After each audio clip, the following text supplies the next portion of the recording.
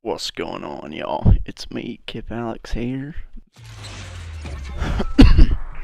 And we are back with even more Zenless Zone Zero. Yeah.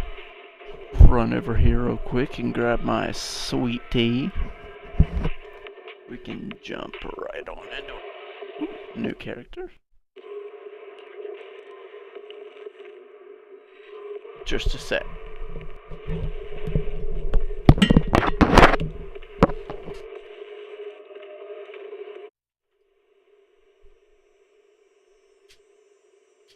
When I was 15, the thought of an apocalypse never troubled me.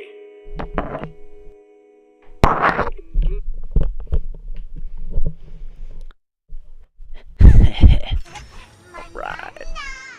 We back. Wait, let's see a candle real quick. So my room smells nice. There we go. And I will take those boupons. Thank you.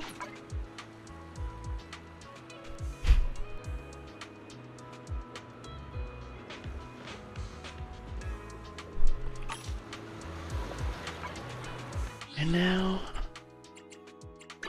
Head-made Rena at you. the new Standing by. people drop yet. Wanna go? Hey, don't look. I'll help you. Good Only enough. the brave. You're right. Looking for intel? Or hiring me for a job? Mm.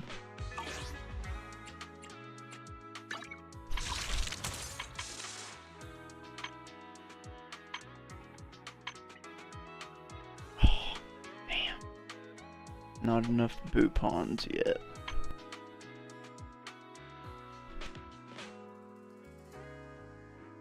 Damn.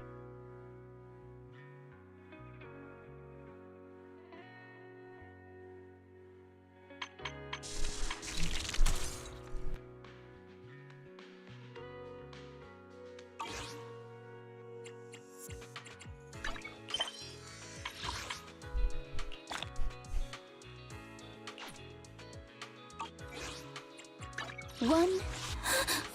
Nothing to fear. Head-made. Huh? Asset confirmed. Oh yeah. Preparing to move out. Damn. Not enough stuff to promote. Not that I can yet.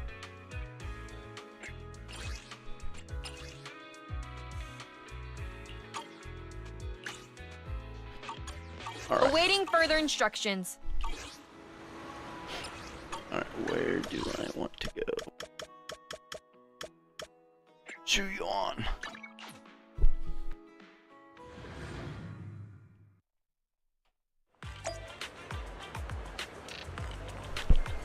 And what looks like Lee's here too. Cat. Big old fat cat. Meow.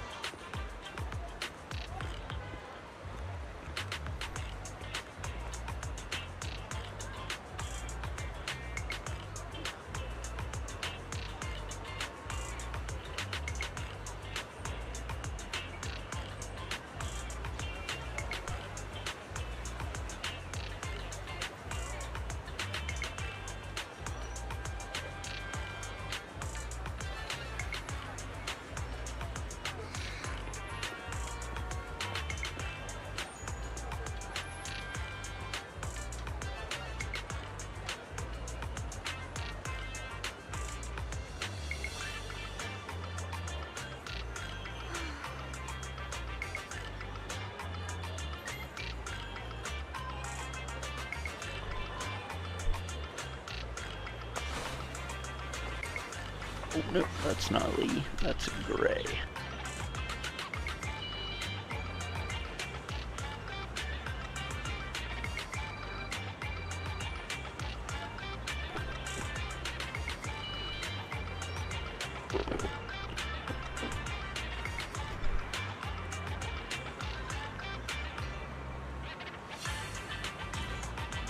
sure, brother.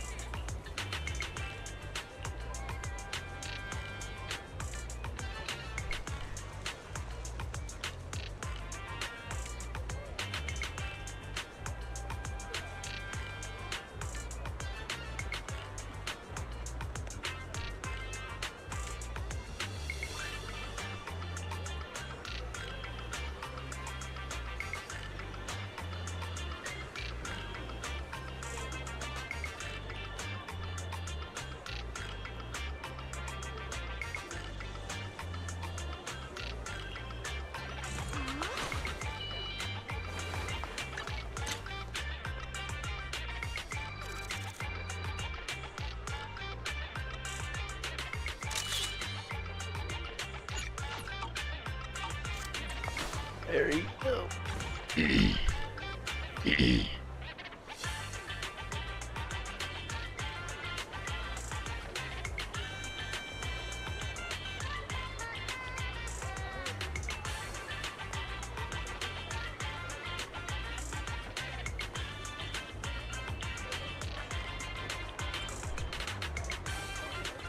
Faith.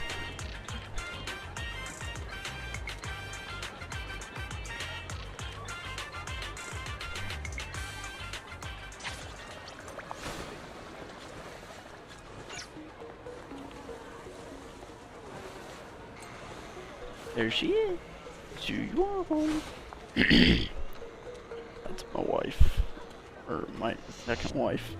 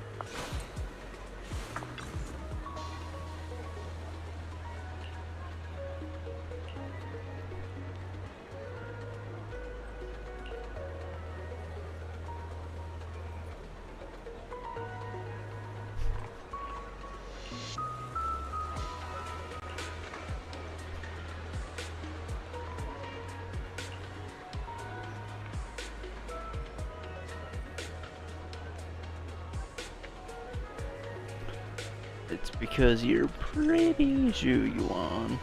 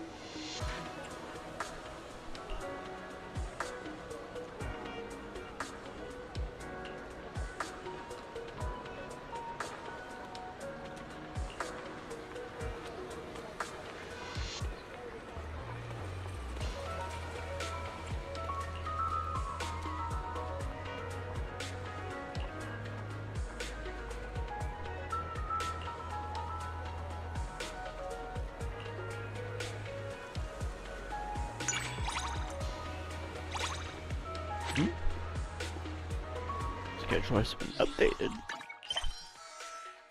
What now? Oh, Julian.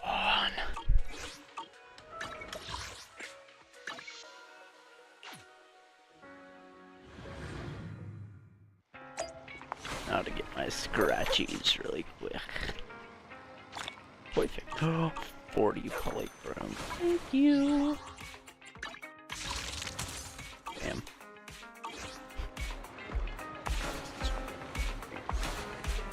Yeah, that's like tough.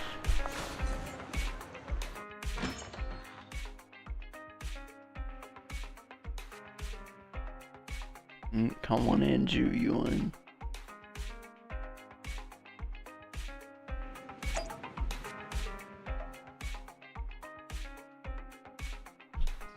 Just like that.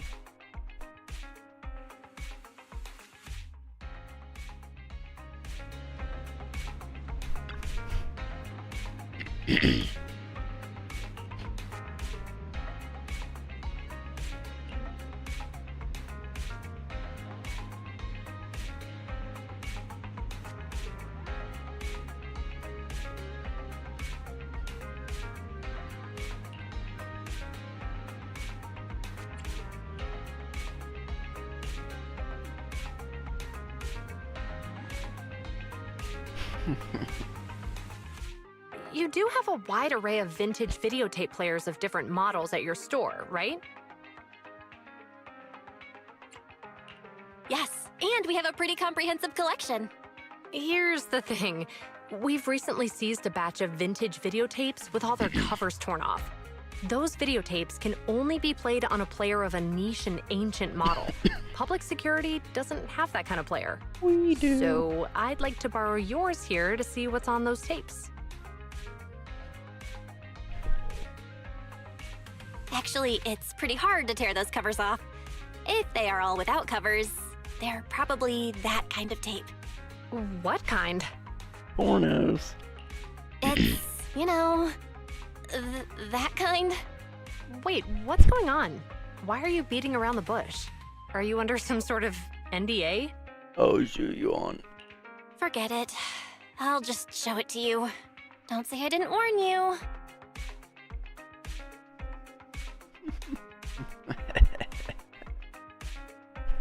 Oh, that's funny. What was that? Well, either way, I've gotten the gist of this tape. That's funny. Well, do you still want to check the rest? I do. She's naughty. Watching porn with an on-duty officer. Hell yeah. What a babe. Well, yeah, they still do that.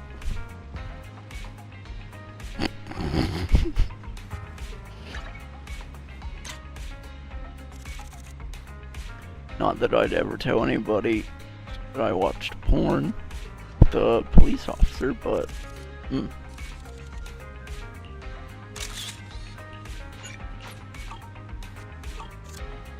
hell yeah. One. Let's ready for combat. Wait, whoops.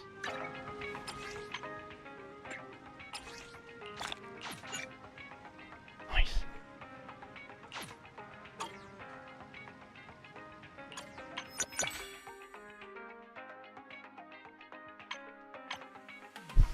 Secret mission. That's funny.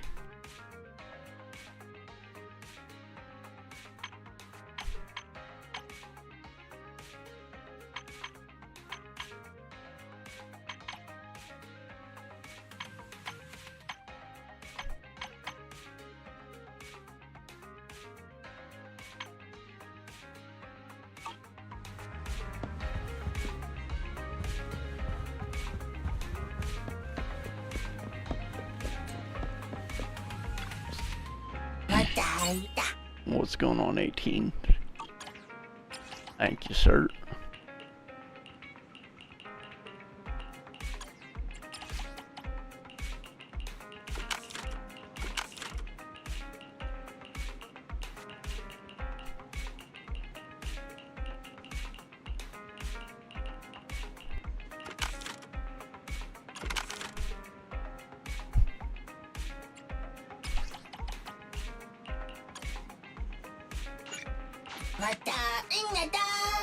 Done in the night.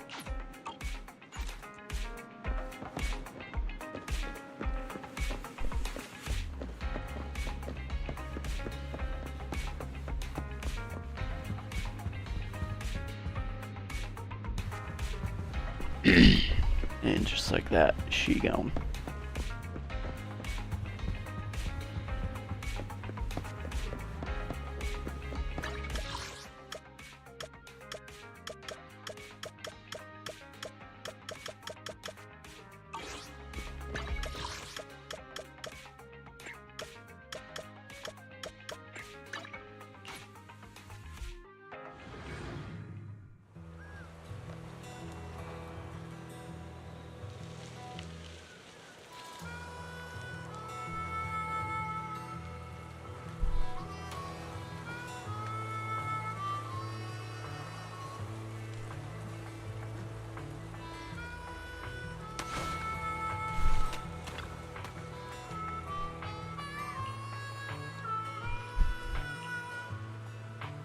Yes, we are all vampires.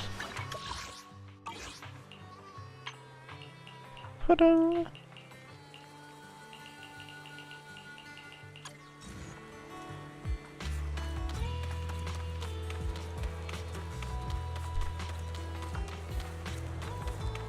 Where could Polkra be? Let's go downstairs.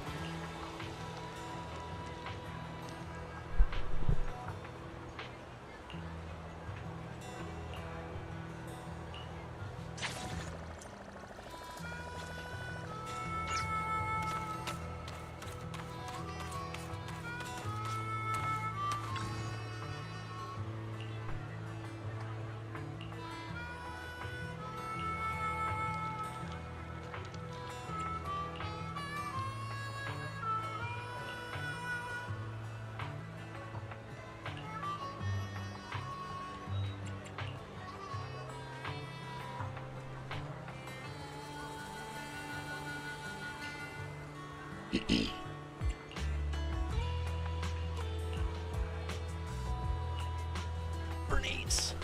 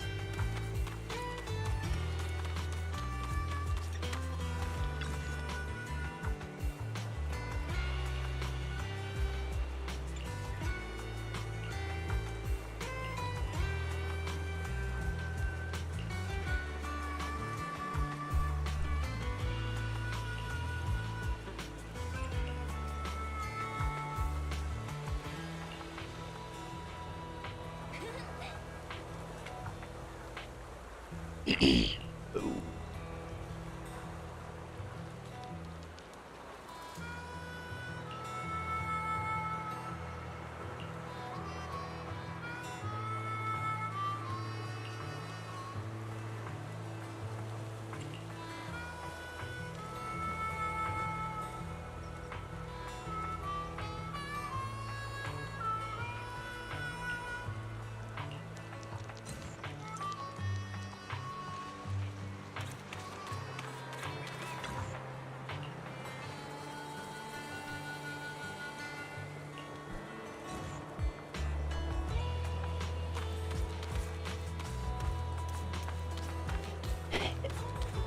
cacti.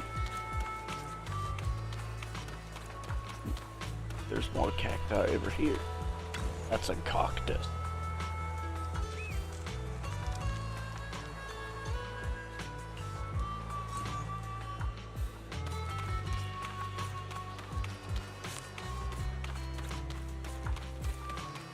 There, a cactus is shaped like a penis. Therefore, cactus.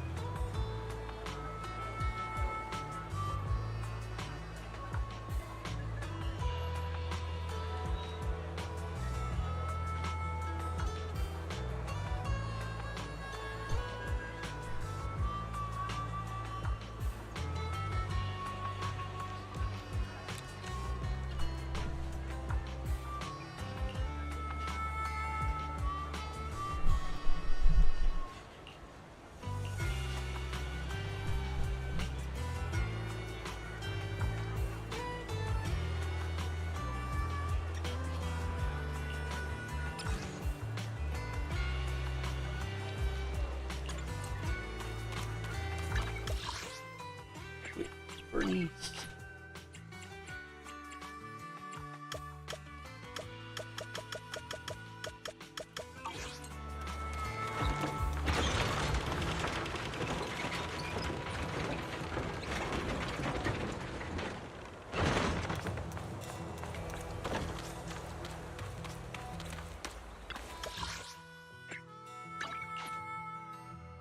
Oh, she must have found Pokra.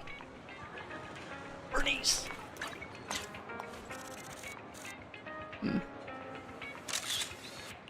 Damn.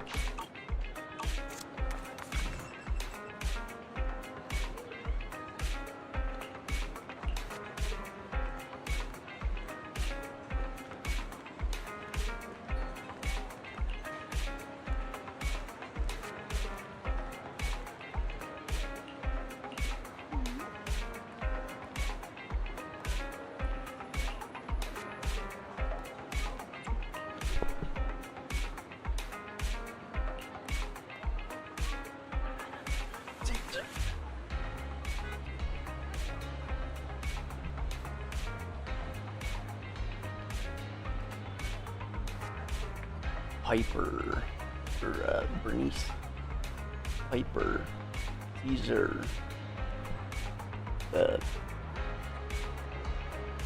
one chick, Handlighter, Bernice, and Caesar are my other wives.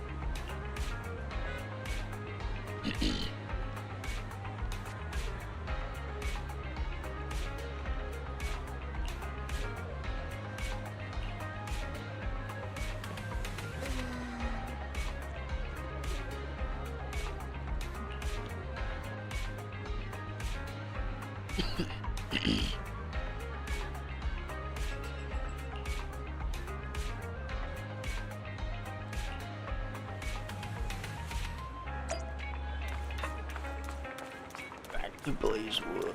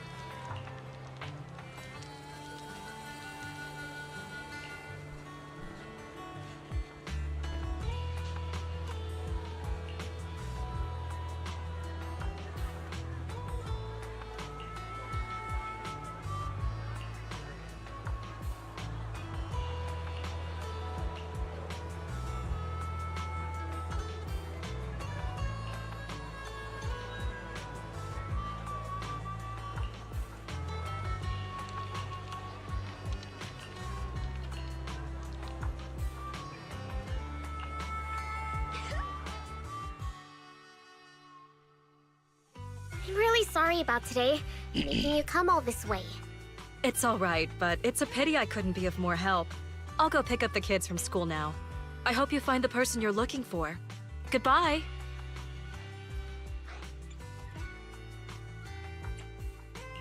Seeing as it's still early, want to hang out at my place?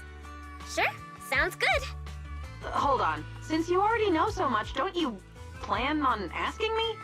Who I mistook Miss Zora for, and why I was looking for her? Aw, Kitty, I'm so touched. You're so sweet for not being angry at us for sticking our noses into things. I was worried you'd be upset. To be honest, I feel the same. It's my fault for acting rashly. I'm sorry, Pulchra. I owe you an apology. Don't worry, Kitty. If you don't want to say anything, we won't ask another word. That's right. Even friends can have their secrets, but that doesn't affect our friendship. If you ever need help, just let us know. Friends. Never thought I'd hear that word again. Her name is Milena. Sounds like Pulchra is opening up about her past. We grew up together in the poorest town in the Outer Ring. A bunch of country bumpkins who knew how to collect bottle caps to sell before we even learned to walk. But ever since we were little, the game we loved most was pretending to be city folk. Waiter, pack up all the bottle caps in the store for me. I'll pay with my credit card. Oh, beautiful young lady. Thank you for always supporting our business. You're so generous.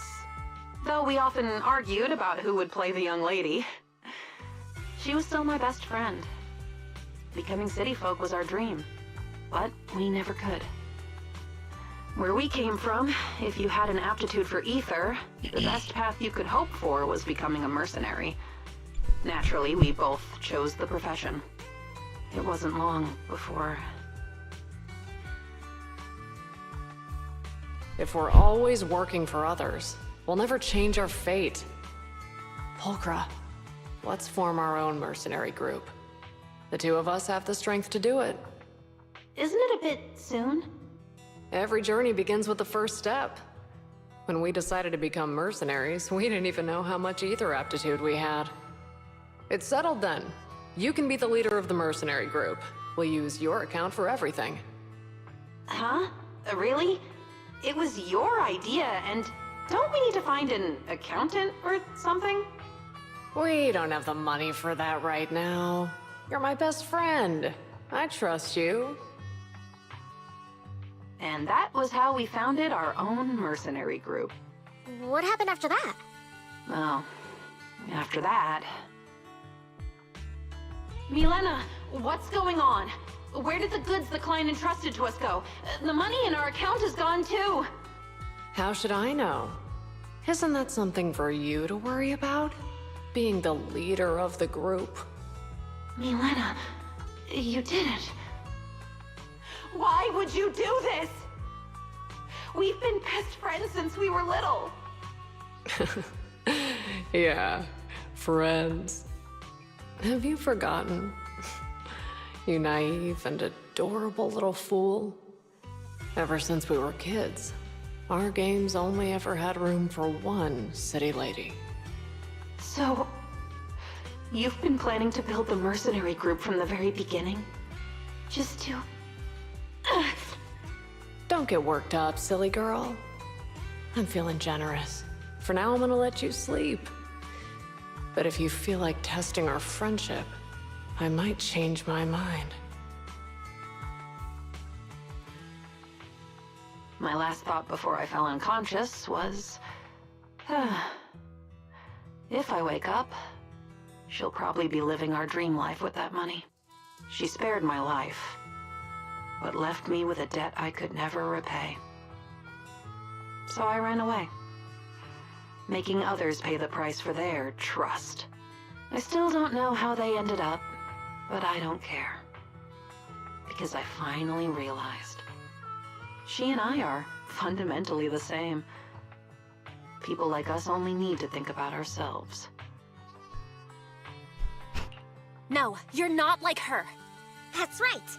If you were like her, you wouldn't keep pretending like you don't care, deliberately being late or standing people up. What? Proxy? You promised you wouldn't say anything. I didn't say anything. Huh? Is it so hard to understand? If Kitty doesn't want to do something, she wouldn't agree to it in the first place.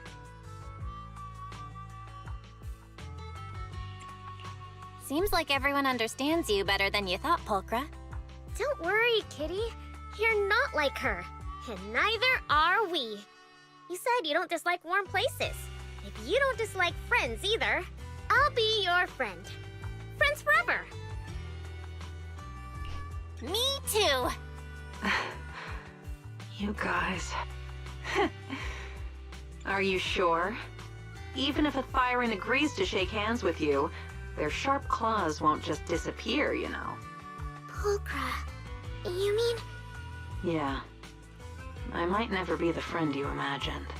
Are you finally agreeing to let me touch your little toe beans? Yay! What nonsense are you talking about? That's not what I meant. Get off me! Ooh, me too. I want to touch the beans. I told you no! Get away! Stay away from me! I'll call for public security!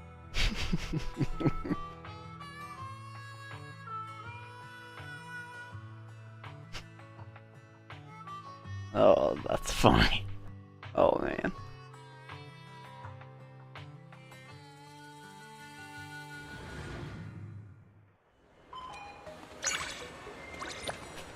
Oh, man. That's funny.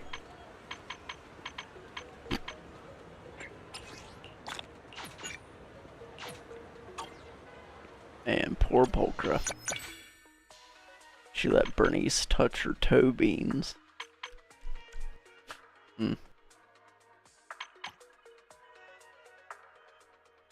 Wouldn't mind letting Bernice touch something. Oh, right. I'm supposed to find this dude. Or, oh, right. The dude that is in the station. Eugene. Hey, buddy.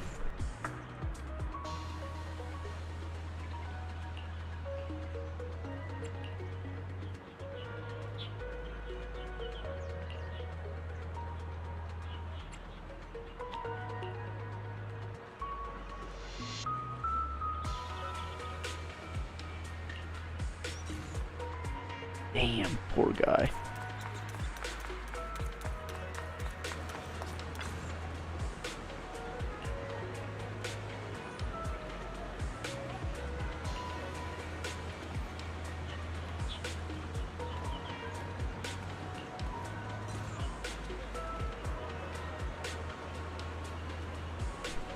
Alright, later, Gray. See you, brother. Oh, nice. Oh. Cat. Walk up the stairs. No. Fat orange cat. One orange brain cell.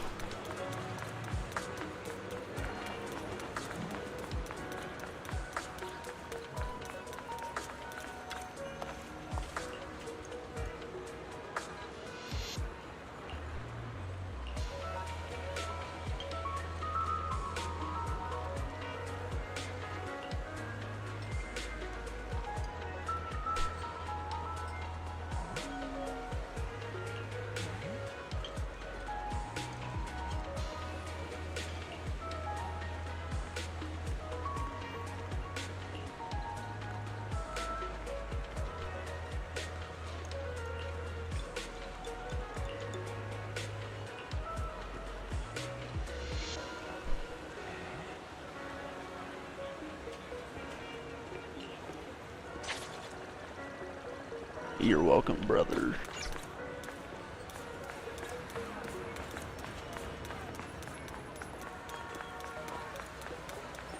Like, why are there 2 metro entrances?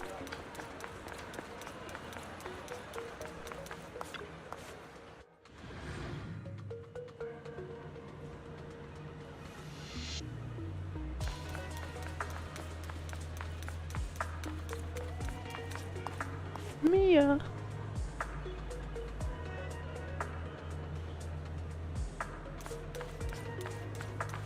Damn.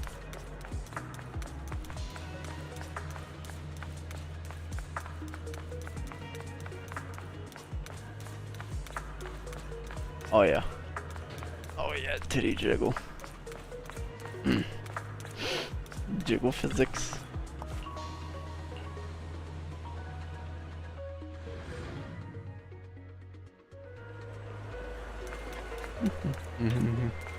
Grandpa.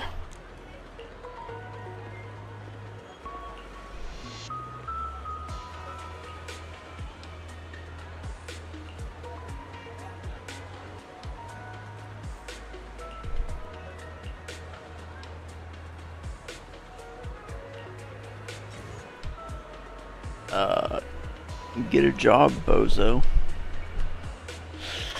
That's coming from somebody who's currently jobless. Right. Yeah. Bang boo.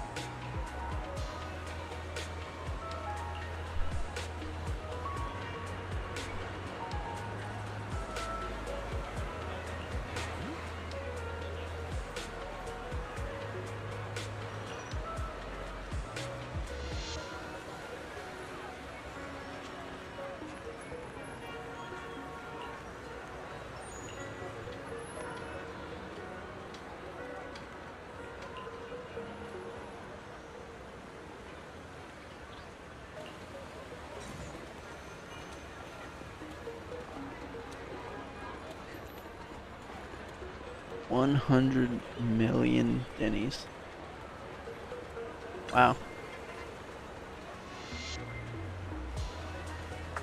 For a square meter? Wow. That's... Welcome to real estate, y'all.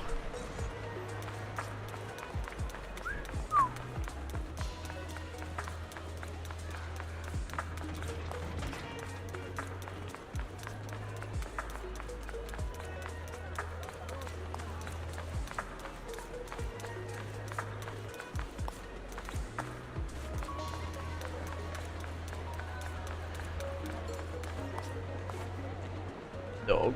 Woof.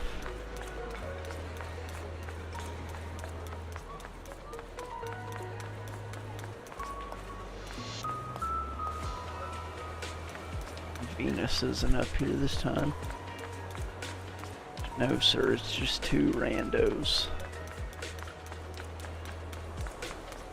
Right.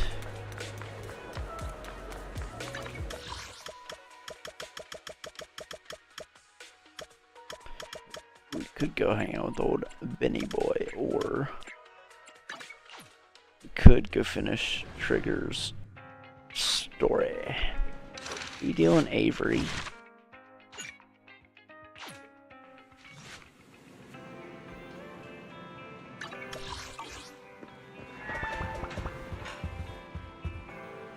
Karen.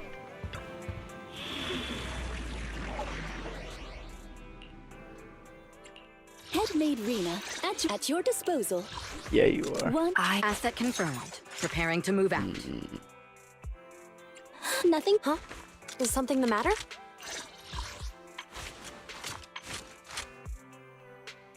You'll notice Officer that 148, Juyuan, ready. Julian has a handlebar on her ass. Yeah, why not? Hold on.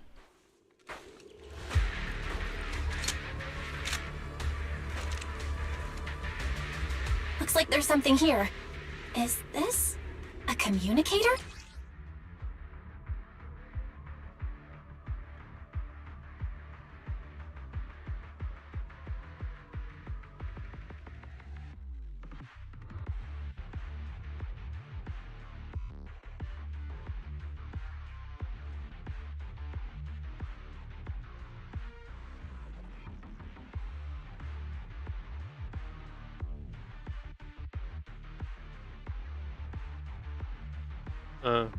What up?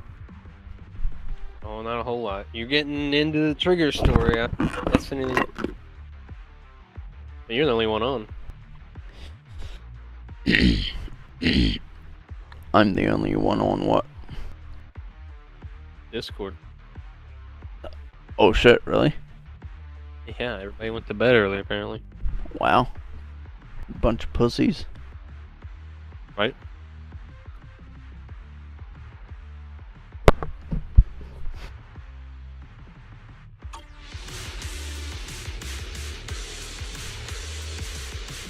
Wow.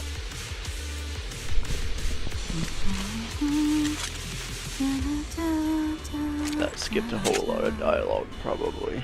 Damn it. Oh, you're going right back. Oh. Whoops. I'll tell you what happened if you skip something. Oh yeah. And now we can watch Drusilla and Anastella fight. Or sorry, Drusilla. Please forgive their bad manners. Please forgive their bad manners. What did you skip? Just the opening Okay, dialogue. there's a communicator waiting there for you. They think it's kind of strange. Oh, cool. Like as soon as you enter. Break time. Perfect for working on my aim. Yeah, see the handlebar?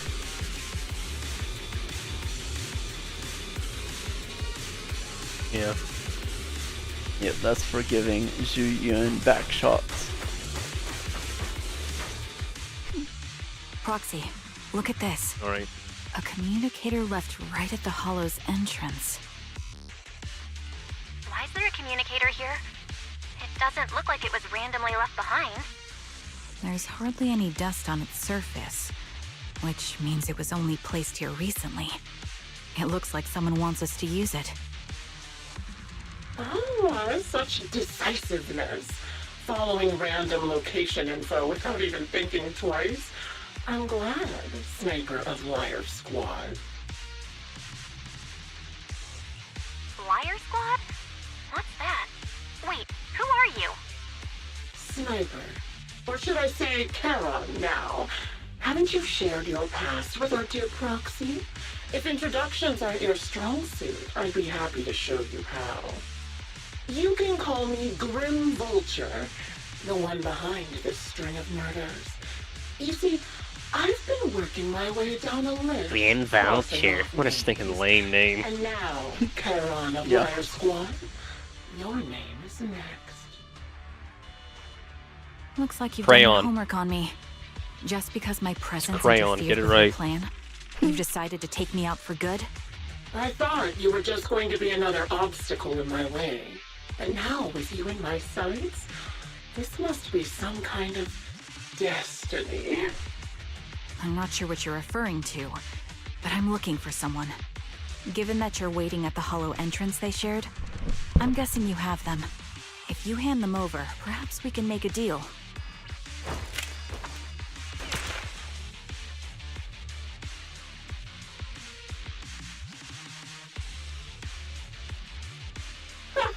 So your version of making a deal is stalling for time to locate me and lining up your shot? Can't say I'm surprised. After all, that's exactly what I plan to do too. You seem to have rather unique eyes, but you'll never get the chance to hit me. After all, no one's better at counter-sniping than me. Well, we'll see about that. Seems talking won't resolve this, but I'm not averse to using force. Now that's the spirit! If you're looking for someone, why not search the hollow for clues? Providing you can survive both my attacks and those of the ethereals, of course. Oh, and I've prepared a little gift for all your trouble. I hope you still have that determined look on your face after seeing it. That pussy. Copy. All right.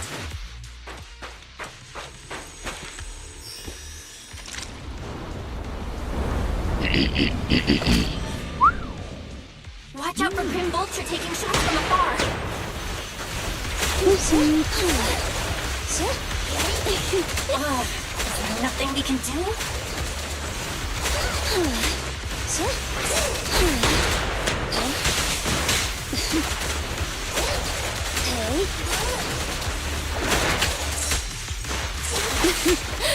Come a little closer.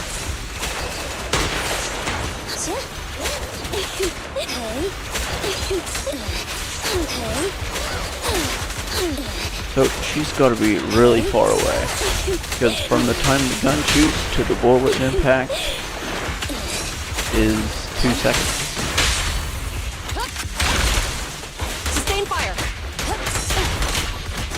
A really bad FPS. That too. Or not FPS.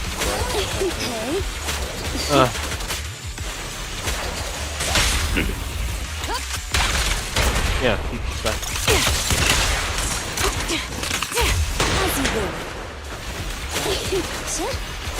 Once I'm done with these guys, I could always just follow the laser up to where it goes. You can't escape. I think it's coming from that water tower.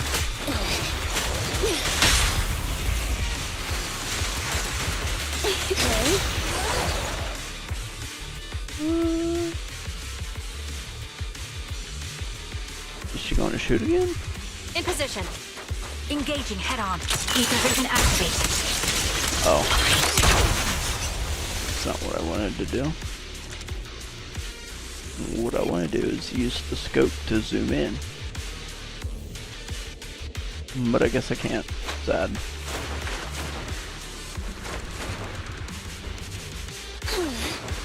I found a box. Something feels off about it.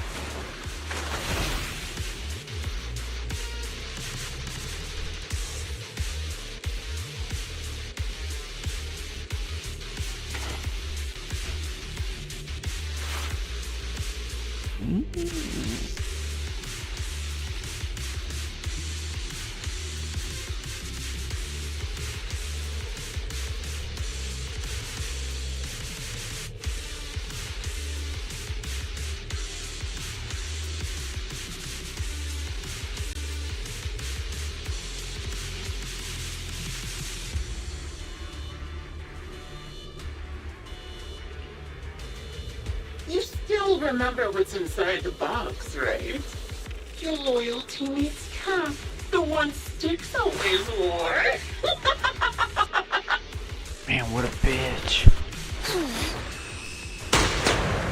Curious as to how he died? I'll tell you. He took his own life. Well, it wasn't much different from being offed by an alien.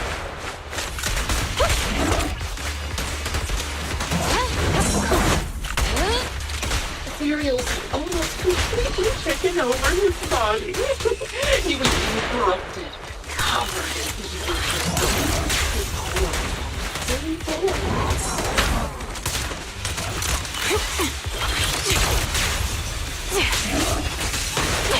He didn't want to become a man, so he raised the cannon to go ground up with just one last shell inside.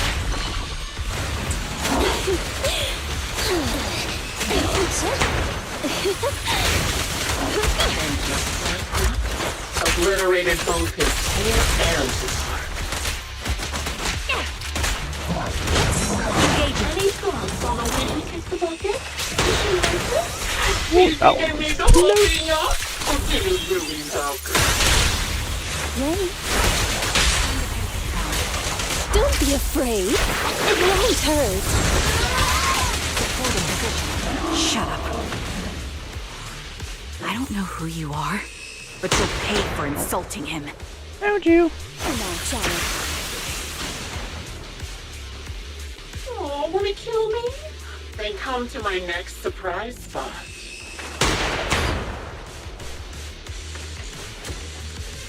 We'll be right there. Another Don't you high-pressure worry. ether tank. And a lot of ethereals have already been drawn to it. Oh, come on, pussy, pop off another shot. Leave it to me, Proxy. My eyes will take care of them. Come on, pussy, pop off another shot. Orders received.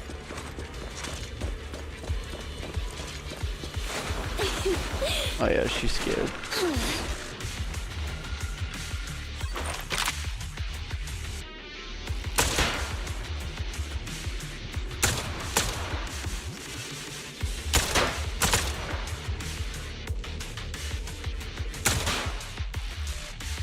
We did it, Proxy. Let's keep moving. I want to catch that murderer as soon as possible.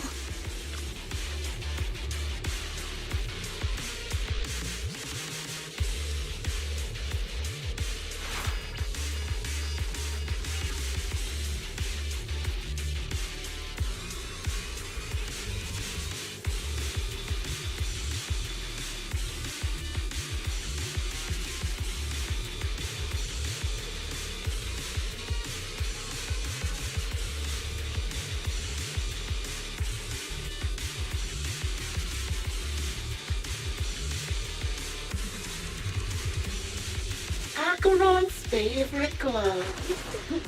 It wasn't easy getting my hands on them. As expected of such a famous, beautiful commander, even her gloves are stylish.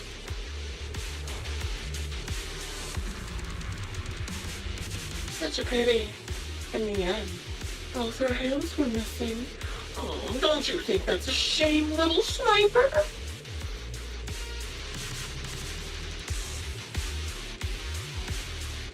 Such beautiful hands that they could no longer hold the sword. Ethereals gnawed off her arms and part of her leg as well.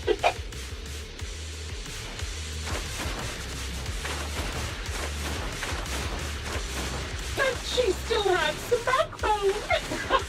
She stood tall, even in death. It's just as I said. She died from multiple fatal wounds. Even the most beautiful flower will wither without protection, won't it?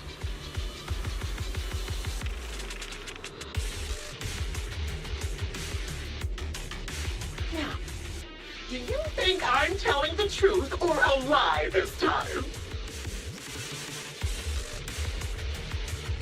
How long do you intend to keep up this game of cat and mouse? forget their bad manners. I'll be coming to your hideout soon. Wipe that smile off your face and wait. Wait and see what I'm going to do.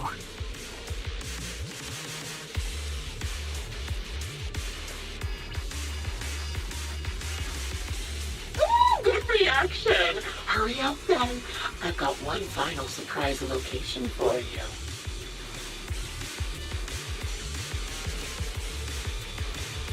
I'm sure you figured out the route to get to me. That's good. The surprise is at the end of the road.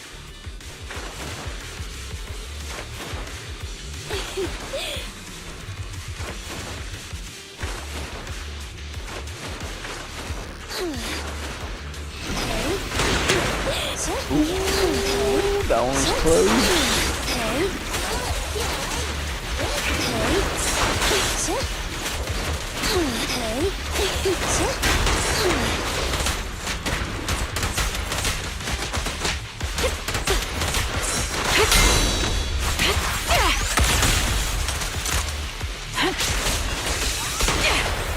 Go play. Surrender your weapon!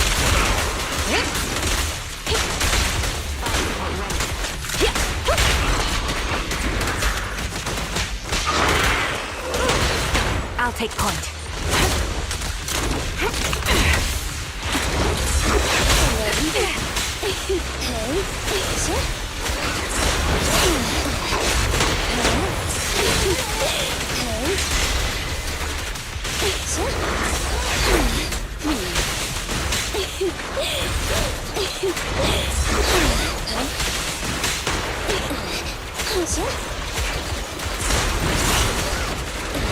You cannot stop me.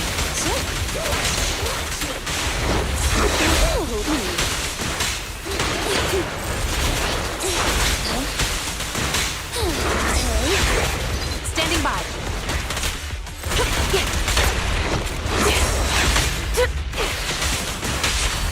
Stop resisting. Stand by it. Don't even try it. You're surrounded. Copy. Evasive formation. Dodge. Hey, idiots, I'm here!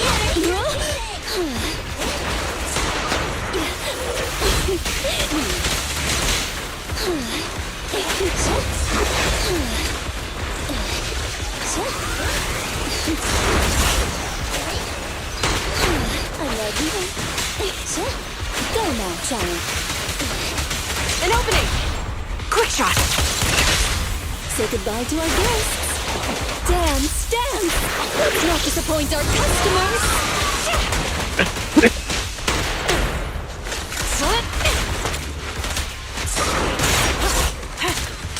This bullet will reach its mark. Taking the shot. Time to pin them down.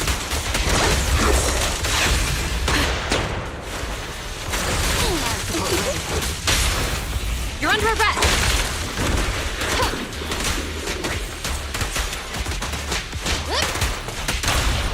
The target's weary. Say goodbye to our guests.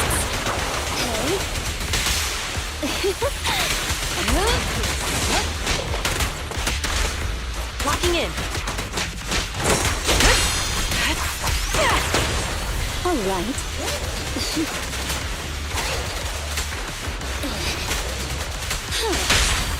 Stop resisting. I'll take point. Dodge it!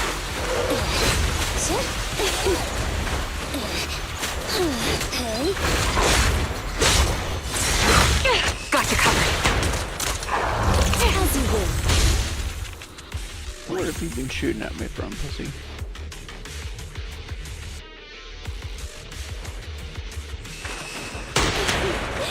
Ah, there you are. Middle of the roof.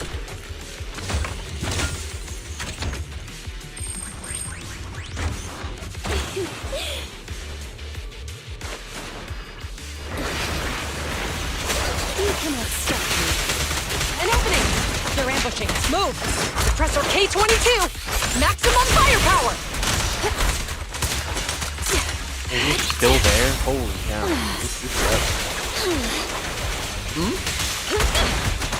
Still not done with this part.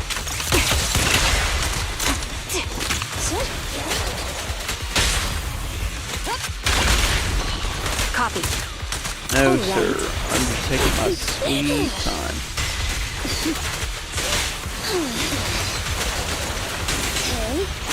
Giving these bozos the works.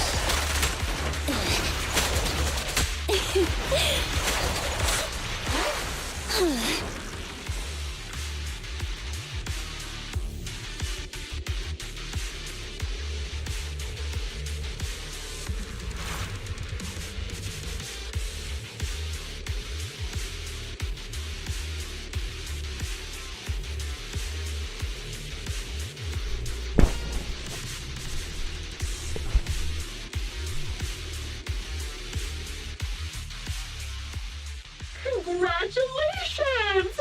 You found the third box. Inside is... Who was it again? Oh, right. A piece Cactus. of bloody fabric from Cocytus's clothes Oh. and some damaged engineering gear stained with Leafy's blood. There weren't enough boxes, so I had to cram them together. They're just a medic and an engineer. Not exactly combat material, right? Surely you're not mad, are you?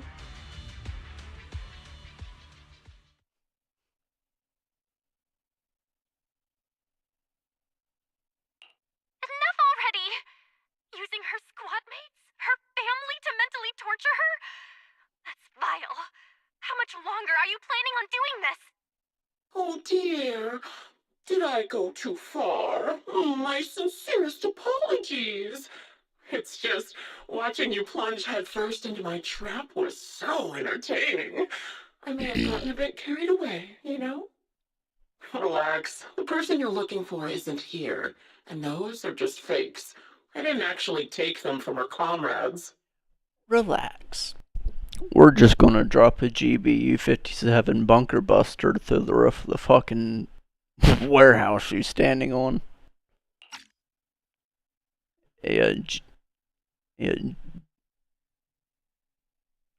GBU-57 mop. Her comrades are long since corpses in the hollow, after all. How could they possibly have gotten hold of their clothes?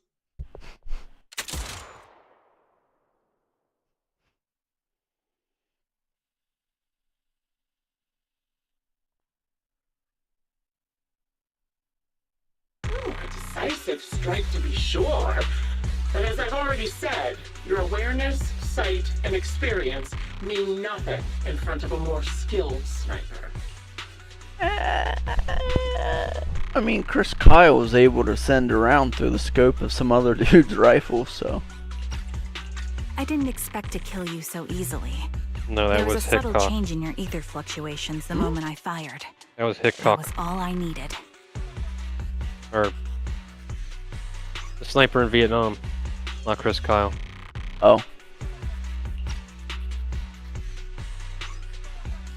I thought that Chris And the Kyle was famous- able to pull it off too, didn't he? In Chris Kyle's thing, that famous long shot they did was never actually confirmed. Oh. It was just word of mouth. Oh, nice. So You knowing my they don't know if past it makes actually me feel happened. sick. They couldn't But after confirm it. seeing that you're just a coward who feels A lot of fear his from kills they another's couldn't killing confirm. intent, it doesn't bother me as much anymore. Coward, you say? How fascinating. You were little more than a hollow shell before, but now that you've bared your teeth, you've started looking somewhat respectable. I know your composure is nothing more than a facade. You've never truly faced the weight of your comrades' deaths, have you? I bet your mind is now filled with their dying screams. Karen and I both believe her squad is still alive. You can drop the act. Why are you so fixated on Karen? Just because she used to be in the defense force? She has nothing to do with your target. Nothing to do with it. Then why don't you go ask her about it? What surprises me more is you actually believe her teammates are still alive. Don't tell me she dragged you into all this danger without telling you anything. Shut up. If she won't tell you, I will.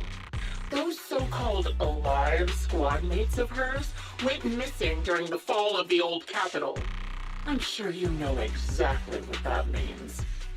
When the old capital fell, countless Defense Force soldiers were either killed by ethereals or became them. The surviving soldiers, struggling to defend themselves, never had the opportunity to carry their comrades' bodies out of Hollow Zero. Obviously, her squad mates, the members of Liar Squad, were among the dead. But since their bodies were never found, she insists they're still alive. Even going as far as to deceive her own proxy. It's laughable. I didn't lie to the proxy. They're alive. I have proof.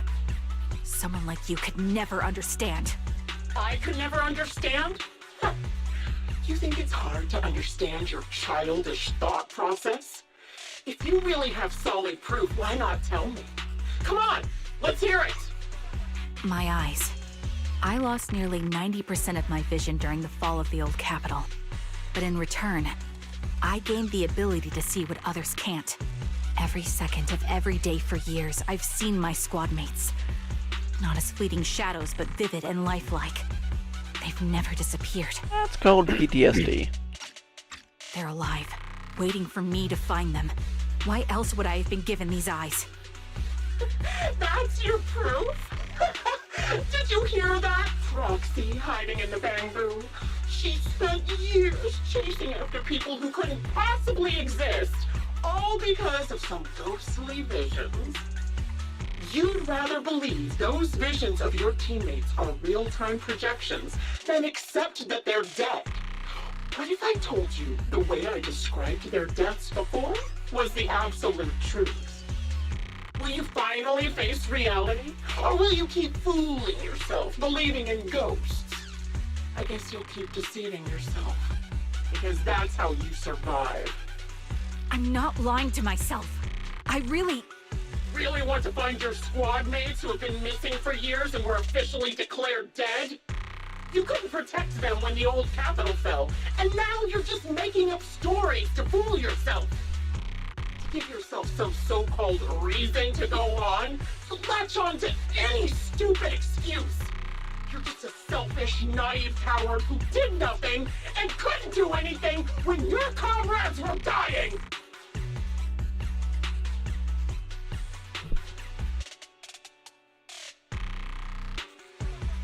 Giving up already?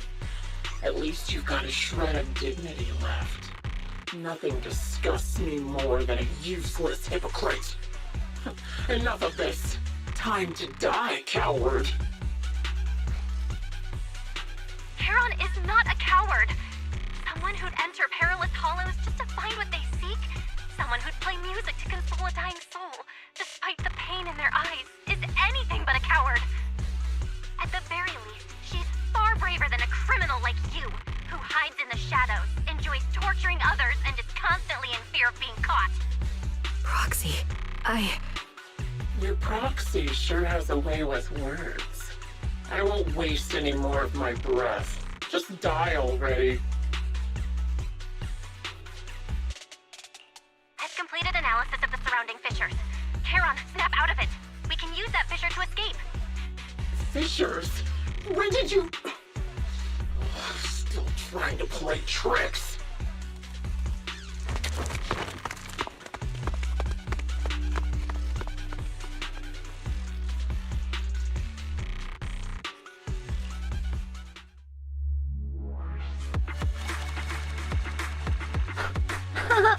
Bye-bye.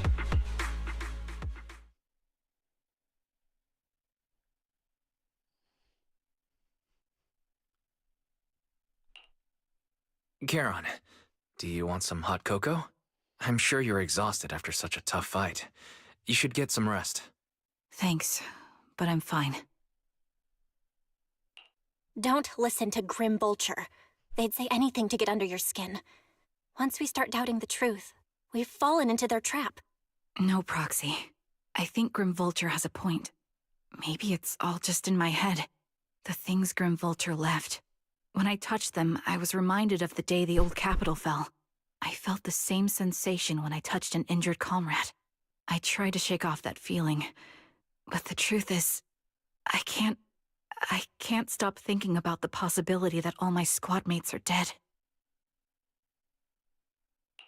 Would you be willing to share more? What really happened to you and Liar Squad on the day the old capital fell? That day, in the first hour Hollow Zero started expanding, Defense Force HQ thought it was just a normal Hollow disaster, and thought they could suppress it with the standard amount of troops. Liar Squad was among the first troops sent there.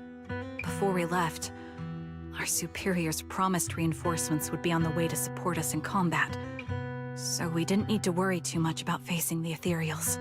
But soon after we began the mission, we realized things weren't going to go like we thought. The Ethereals came at us like an endless tide. The Hollow expanded beyond control, and more importantly, the reinforcements never came. The Defense Force troops outside the Hollow soon realized this was no ordinary disaster. Hollow Zero was devouring Eridu at horrifying speed. The reinforcement plan was called off, and the promised troops retreated. Honestly, even if they had come to help, it wouldn't have changed anything. I watched as members of the advanced force around me died one after another, or were corrupted into ethereals. Our squad slowly lost the strength to maintain formation. I was a weak point in our formation. An ether shot fired by an ethereal hit my eyes, corrupting them. Because of that and several other wounds, I shortly lost consciousness. I'm not sure how long I was out, but just before losing my vision, I briefly regained consciousness. The last thing my eyes saw was my squad mate standing in front of me, looking back. When I woke up again, I was already back at base. The higher-ups detonated the Shiryu pillars, and finally managed to bring Hollow Zero under control. I don't know who rescued me from the Hollow, but none of my squad mates had made it out. For some reason, the image of my squad mates being the last thing I saw has stayed in my mind. It must be some kind of sign. A sign that they're still alive. Don't you think? They must have continued fighting after I fell unconscious, eventually getting lost in some hollow and losing contact with the main force, left to wander between the various hollows of New Eridu. That must have been what happened, right? The Defense Force? Civilians? No one believes me. So I decided to find them myself. The reason behind these eyes. It's got to be to guide me to finding them still alive. Am I wrong, Proxy? Are these eyes pointless? I knew that's what you thought. Interpreting what my eyes see as proof my squad mates are still alive is just wishful thinking. But if they're really gone, why would I have been given these eyes, which bring nothing but pain? If they're truly no longer alive, how can I apologize to them in person? Tell them I'm sorry. Sorry for being so weak. Sorry that I failed to protect them. Their faces are all so blurry. I can't see their expressions. I can't even bear to look at them. If their final look at me was filled with resentment and disappointment, I wouldn't know how to handle it. Charon, listen to me. Even if everyone else thinks you're wrong, Wise and I will never dismiss your determination to find your squad mates. You don't need to make any justifications, because someone close to us is missing too, and we desperately hope she's still alive. Even if the whole world doesn't understand, we will never give up. But I also think being consumed by this obsession, unable to move forward, that's not what those who matter to us would want. Belle is right. Listen, Charon, you're such a kind person. Maybe that's why you feel responsible for protecting everyone and blame yourself when you can't do enough. But you don't have to carry it all on your own. Yeah. Right now, the best thing you can do is trust us. We can be sure that Vulture hasn't killed the client yet. As long as we have that lead, there's still hope. We'll support you. No one can dismiss your determination or will. No matter how things turn out, we'll stand by your side and we'll face it together. Proxy, thank you. I feel better now. At the very least, I want to keep investigating. I'm not just going to stop here.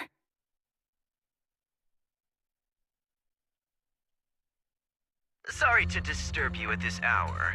Did you go investigate that new hollow? How's it going?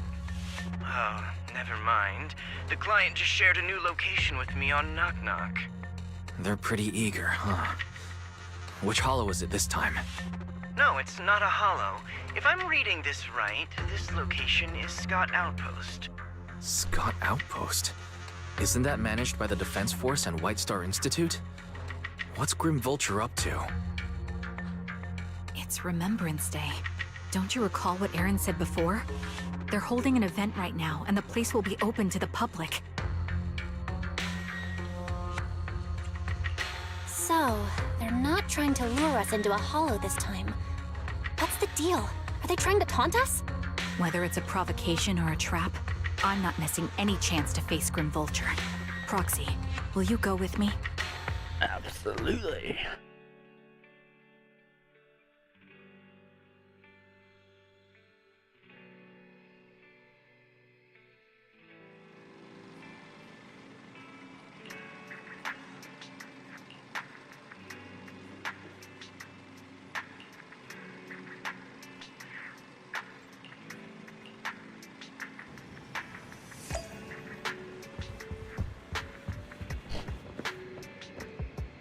What's going on, 18?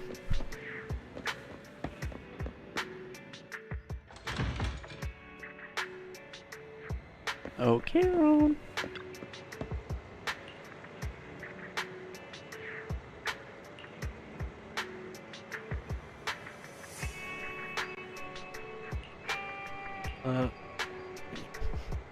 MS now. How do you like it so far?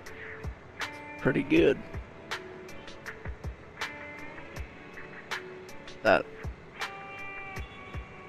That last part made my eyes water a little bit, but you know. Oh, don't worry. Wait till you get to the end. Yeah, that's what I've seen YouTube reels on. Or shorts.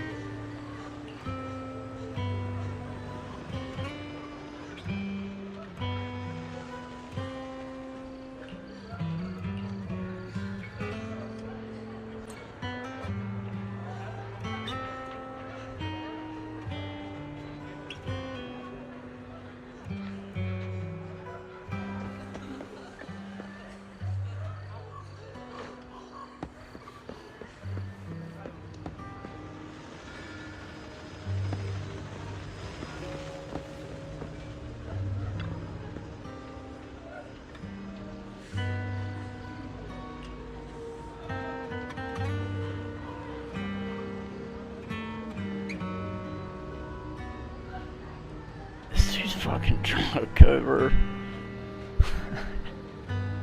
Oh, fuck. Poor drunk guy. Oh.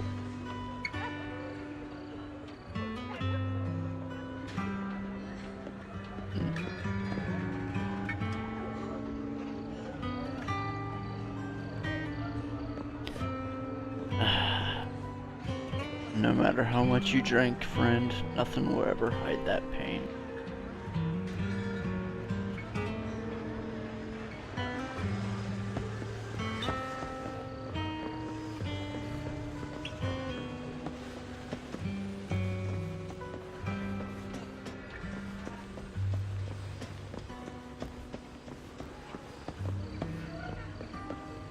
Dang.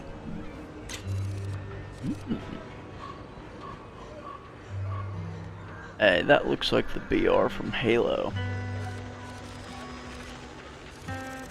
But John got that there old fucking EOTech on that there rifle.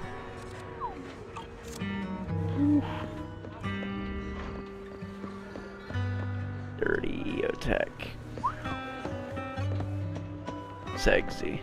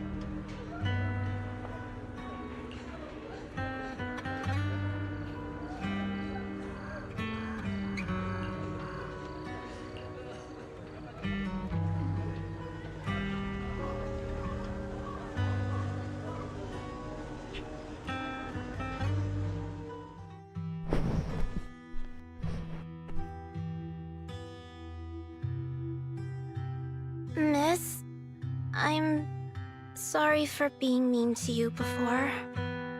Mom told me you were protecting Dad until the very last moment before you passed out. I shouldn't have said you left him to die. I'm really sorry. Zeta was really young when it happened, so she was too little to understand, and I haven't really talked about it. I hope she didn't upset you. No, she was right. If only I'd been strong enough to take down most of the ethereals. Maybe they wouldn't have ended up in that situation. Oh, that's not fair. The old capital was falling. No single person's strength could ever be the deciding factor in the face of a disaster like that. In spite of it all, you survived. If they were still here, I'm sure they'd see that as something to celebrate. I've always known the truth. I failed to protect them. A weakling like me survived, and the rest of them disappeared without a trace. This isn't solace. It's the worst possible outcome. That's something I can't face. I've never had the courage to tell you I couldn't protect your loved ones. All I can do is wander New Eridu, hoping to find some trace of them. Even after all this time, I still haven't accomplished anything. I'm sorry. You really don't know us at all. This isn't the worst possible outcome by any means. Styx, my husband, and all his comrades who lost their lives, each one of them left behind their own legacy. Just look all around you. Everyone standing before you is a legacy they protected that is carried on to this day. After my husband passed away, Zeta and I received survivor benefits. And with all the odd jobs I've been doing, we've managed to get to where we are today. Styx always wanted our daughter to study art, and Zeta's interested in it too. Now, that dream has become a reality. She just got accepted into the art school in Janus Quarter. Mom and I have our tough days, but I often think of Dad's cheerful laughter, and that memory gives me the strength to keep pushing through. One day, it'll all pay off, just like it has now. Thank you for always being by my husband's side, even at the very end. Well, I suppose you must have heard about my condition from my son? Ethel, Kakaitis used to tell me about you. He often took leave or skipped work to earn extra money by part-timing, or to care for you when you were sick in bed. Yes, that's true, but I bet he never told you my illness became so bad that I needed major surgery, and he worked his tail off to raise the money. Who would have thought? He would pass before me. I used the benefits from his death for the surgery, and that's the only reason I'm here today. In a way, his passing allowed my life to continue. Every time I think about it, I feel like I need to keep my body healthy and live a few more years. The sights I see, I believe he can sense them from somewhere far away. When I was too weak to take care of him, it was you and your comrades who stayed by his side. Thank you for everything that you've done for him. As for me, well, I'm currently working as a fashion designer. A fashion designer? Is that because of Acheron? It is. I'm sure you remember how much she loved beautiful things. She was always into fashion, so I decided to become part of that world. That way, she can always be with me. I admit I had no idea how fun fashion design could be until I actually gave it a shot. I wish I'd figured that out sooner. We would have had so much more to talk about. Anyway, I'm planning to start my own fashion brand next year. She used to say that after retiring from the army, she wanted to pursue fashion design. I really want to carry on her dream. It feels like my life's purpose. You know, she used to talk about you when she came home for the holidays. How your rivalry pushed her to keep improving. So, thank you. I'm proud of my sister, and I'm proud of you, too. As you can see, All of us have made it to this day, carrying the will of those we loved. So please don't say they left nothing behind. They've always been a part of every pain and joy we've experienced over the years. Please remember, everything and everyone in New Eridu is only here today because you all risked your lives in battle. Thank you. Thank you, everyone. It's been wonderful to hear about how you're all doing and to listen to these words. I'm so glad I decided to come here on Remembrance Day. Speaking of which, I wasn't expecting to see any of you. What brings you here today? I could ask you the same thing, Ethel. Last time I asked, you said you weren't coming. I only came because I suddenly got a DM from Nathan. He said he really wanted me to be here. I'm here because of Nathan's message, too. He was pretty insistent, so I thought he'd be here. But I've been looking around for a while now. I still haven't seen him. So it's the same for all of us. I responded to his message, but he never wrote back.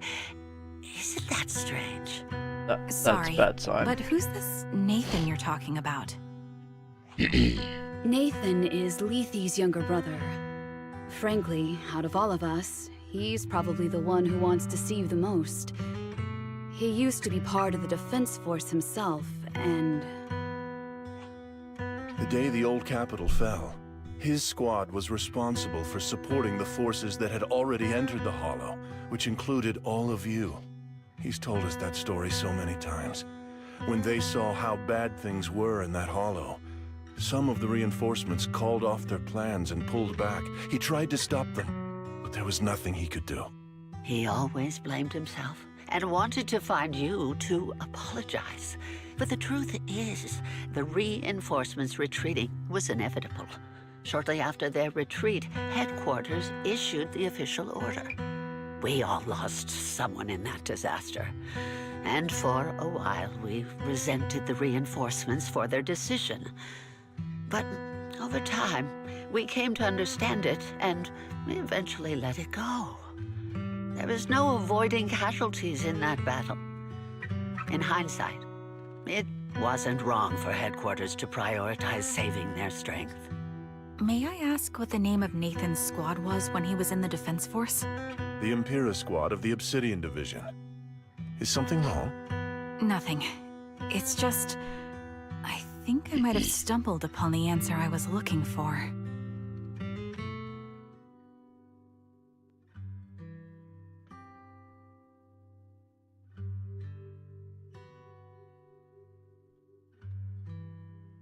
Alright, it looks like you're not in a cutscene, whatever. But, yo, when that little girl said what she said, dude, I was trash talking her. I was like, smack the teeth out of her. Smack the teeth.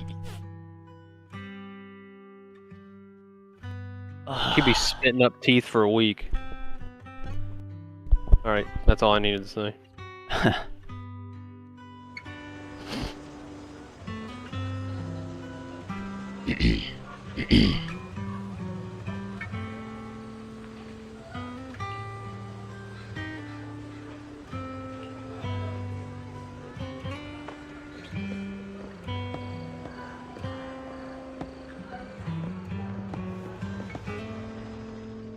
Is that Zoe on the podium? Is she here to speak for the soldiers? That seems fitting. She's cut medals, after all. But I don't see Jesse or Aaron anywhere. Didn't they come? Everyone please, quiet down. Zoe, of Nemesis Squad, a representative of the veterans, will now deliver the Remembrance Day speech. Hello, everyone. I'm honored to stand here and speak on behalf of all of the soldiers of the Defense Force. Today, we gather to commemorate Remembrance Day, a day born from the tragedy of the old capital's fall. Many of us lost relatives or friends in the disaster, and I am no exception. Every member of my squad perished in that battle, leaving me as the only survivor. Losing the friends you cherished to the Hollow is a pain that never fades. It's a sorrow that will stay with us, now and forever. However, to the families of the fallen soldiers, hold your heads high with pride for your loved ones who gave their lives. They fought to the very last moment when the old capital fell. Death isn't the end, nor dishonor. It is their eternal medal.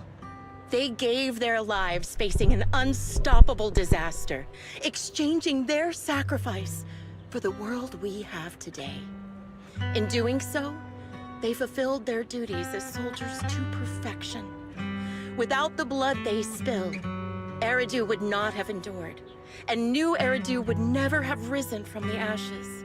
In honor of the wishes of the departed, look ahead, people of New Eridu.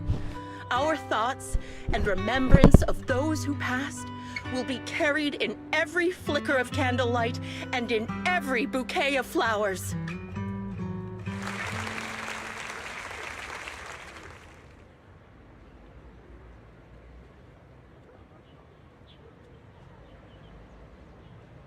My speech was meant to end here, but since you all seem quite engaged, please allow me to share a little more.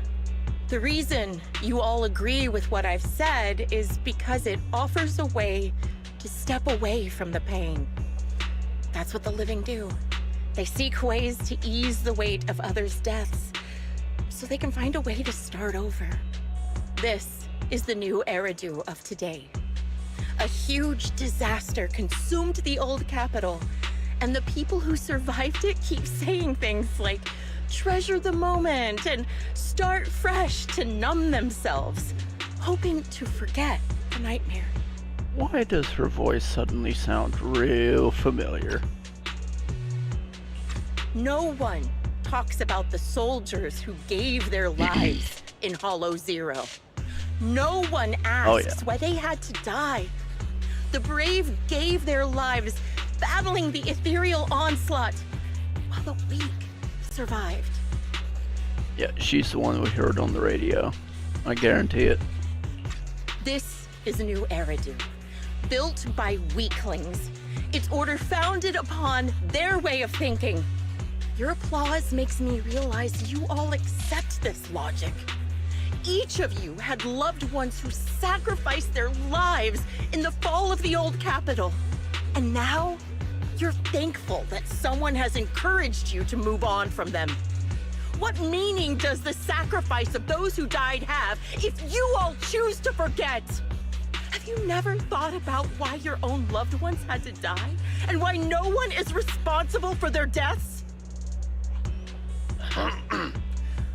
Miss Zoe, there's not much time left for your, Open your eyes! I'm speaking to those who have lost loved ones! If death is the medal for the fallen, then pain is the cross the living must bear. If you fear its weight and run from the suffering, the soldiers will never find peace in their eternal rest. To tear the wound open once again, so you'll never forget the searing pain! That's the real meaning of Remembrance Day! I don't agree. Charon, I didn't expect you to be here for Remembrance Day. How are things going with your search? Seems like you have something to say. Among the people standing here, there's a woman who raised her daughter with the survivor benefits left by her husband.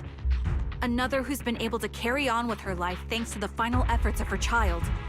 And yet another who's found purpose because of the influence of his late sister. The will of the deceased lives on in every person here. The soldiers who died during the fall of the old capital fought for this. The future that their loved ones are making for themselves now. The old me might have agreed with what you said, but someone taught me that pain and hardship can lead to hope. They helped me see that hope could be inherited, not just destroyed when life fades. That's why I believe the departed didn't leave us wounded or with a heavy cross to bear, but with a melody. Each of us holds a harmonica that plays the melody of life. At first, it may sound awkward, but it will eventually flow smoothly, taking on our own style, until it merges with our soul. You seem quite certain about what you're saying. Tell me then, what kind of melody is left behind by those we've lost? I'm not sure. I can't picture the exact melody, but I trust the answer I've chosen. And I trust everything I've seen and heard. A vague and insubstantial answer, isn't it? I was right about you, Charon. From the moment we met, I knew we'd never really understand each other. I'm sorry you feel that way. Everyone, I apologize for taking up your time. My speech ends here. Please feel free to continue with your visit.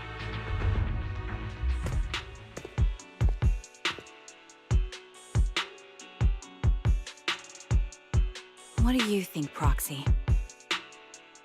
Something was definitely off about her just now. And the things she said, I'm starting to get a really bad feeling about this. You mean about her real identity, right? Looks like we're on the same page. Shielded by her identity as a decorated soldier, she seemed pretty confident that we wouldn't confront her directly on military ground like at the outpost. She arrived so brazenly and left without a care. If I'm right about this, she'll be trying to contact us again in no time.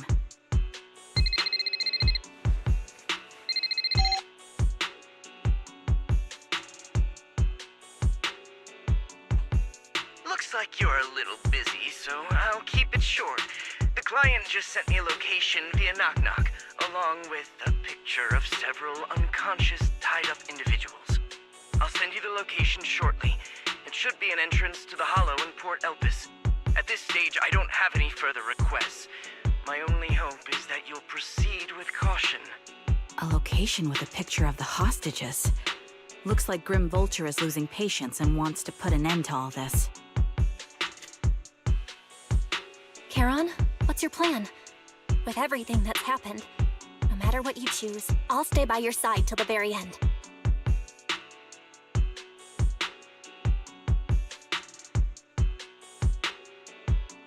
I've made up my mind. Proxy, please accept my official commission. Help me venture into the depths of the Hollow to rescue the client and any other hostages. It's time to put an end to this. Let's get this It's up to me bread. to stop Grim Vulture. Stop her from crushing everything in front of her with that heavy cross.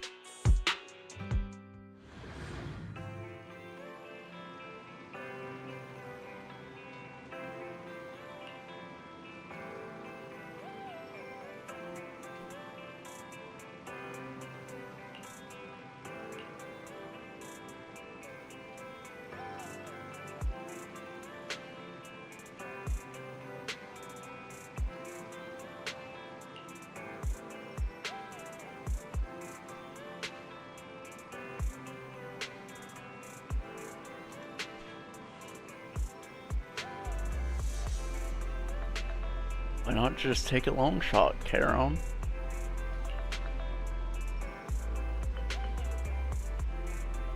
It's crayon. Crayon. Why crayon?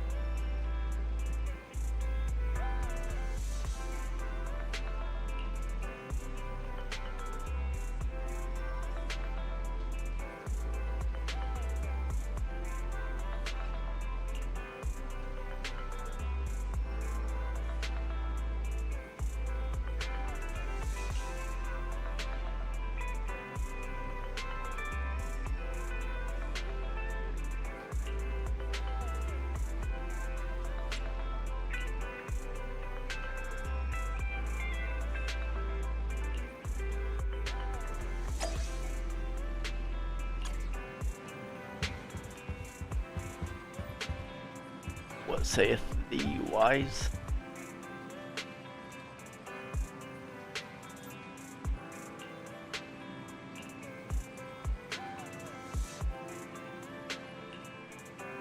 Ethan will come out on top. Fucking ad Victorium.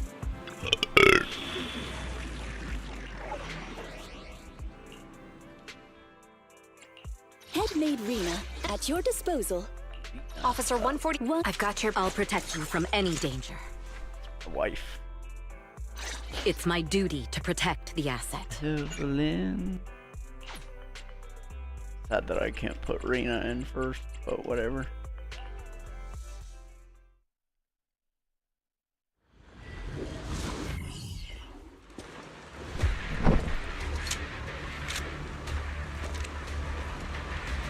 Charon, look! Another communicator.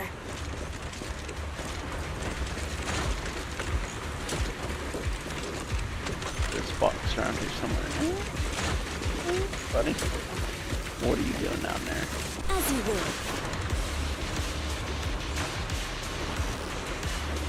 Oh yeah. Another communicator. It's a bad habit for a sniper to be so talkative. Oh, really? I think it's rather good for my mental health to witness in real time how my target becomes desperate and gives up their struggle. Do you really still need to disguise your voice?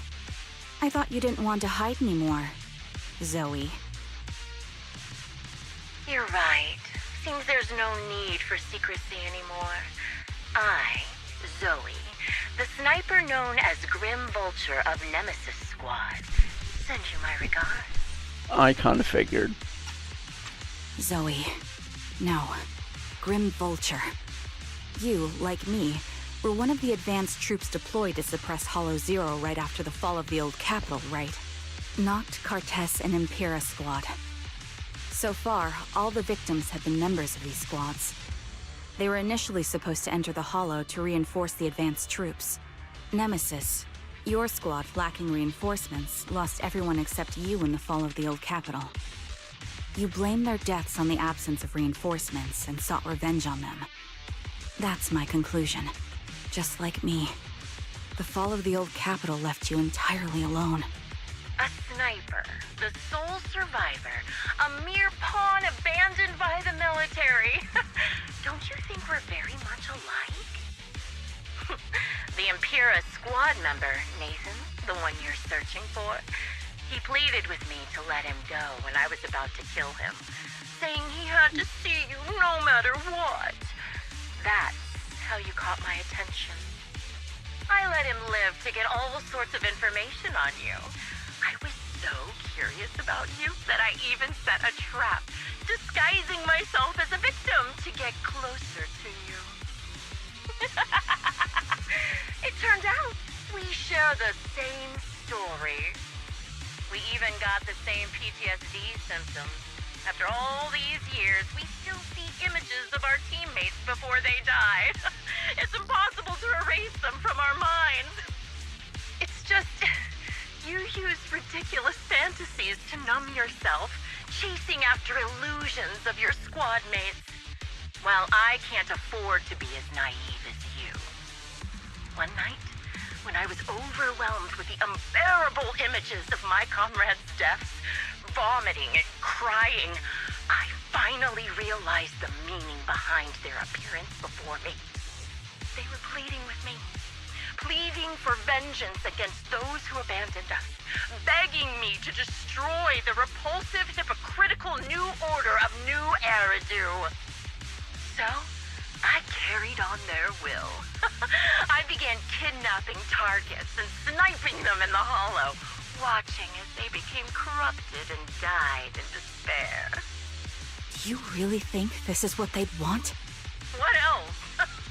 Would they want me to be like you, playing at a game of finding my missing squad mates, accepting their deaths when I'm done playing, and then forgiving the very enemy who killed them? What a noble and virtuous gesture. Forgive on behalf of fallen comrades, coexist with New Eridu's order, and live peacefully among cowards. It's precisely because you and I are so similar that this hypocritical and cruel attitude makes it even harder for me to forgive you. After our first conversation, I was certain I must end your life myself to prove I'm right. That's exactly What are what you I doing wanted to over say there, to you, boss? too. Because we've suffered I'll tell you the when you're same not. hardships. A cutscene. I can't accept the path of destruction you've chosen. Alright. Jesse, Aaron, Nathan. The client I've been searching for. I want you to stay immersed. And any other targets of revenge you've set your sights on. They all feel regret and struggle over the choices they made back then. But you can't see any of that. You didn't target the higher-ups who misjudged the situation, the dangerous ethereals who killed your comrades, or the ones responsible for the fall of the old capital. Instead, you went after the easiest targets. Grim Vulture, as a sniper of the Eridu Defense Force, you have failed in your duty. To preserve the will and hope left by my comrades, I'm going to put an end to your actions right here. That suits me just fine. A sniper should let the gun do the talking. Make it to the deepest part of the hollow alive, and I'll meet you with nothing but raw malice.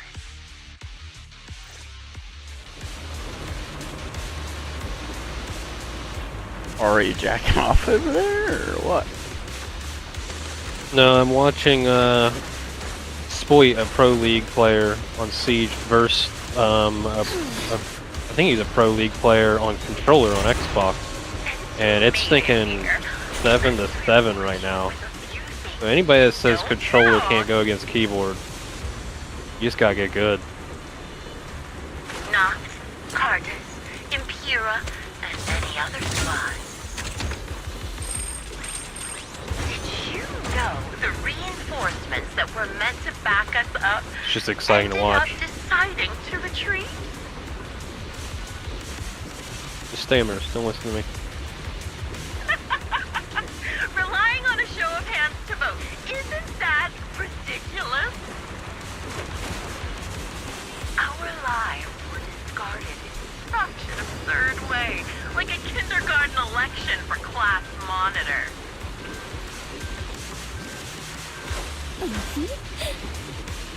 So, when I killed them, I employed the same method. I made the dozen or so people I captured vote on who I should kill first. You wouldn't believe how funny it was.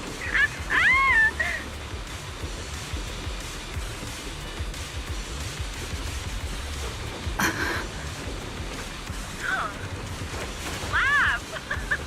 Why aren't you laughing?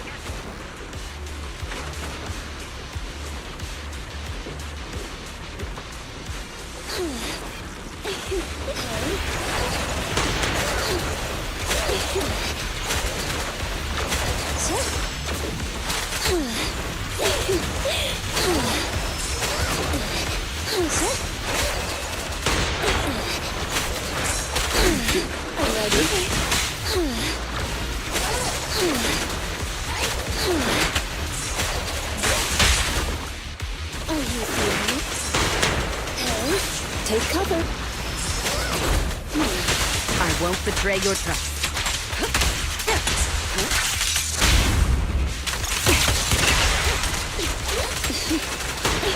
Hey, Wherever this way. I'm not finished.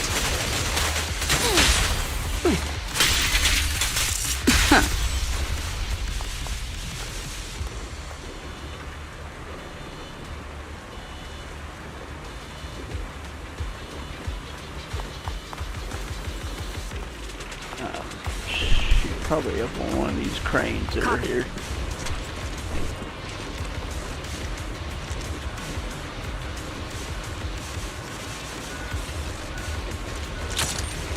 All right.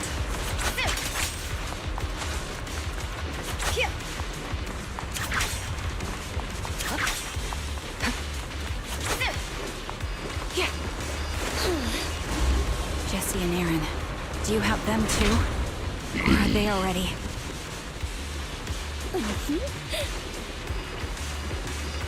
You still care about them? Or should I say... It looks like I haven't made enough of a threat to your life if you still have the time to worry about them.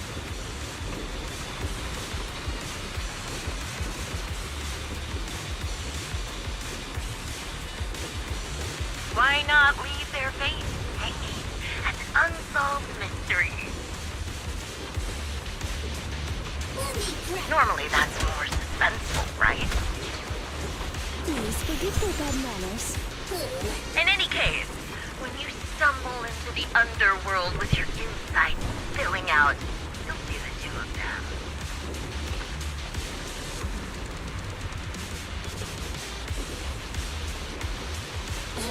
Wouldn't it be more exciting to wait until then to reveal the answer?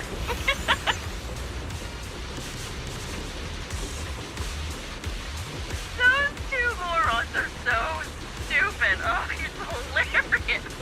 I just pretended to fit in a little, and they treated me as one of their own.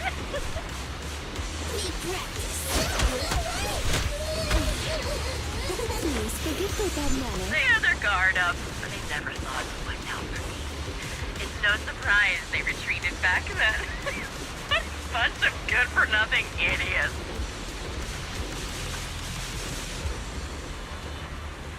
Wow. That's some brutal trash talking you're doing, Zoe.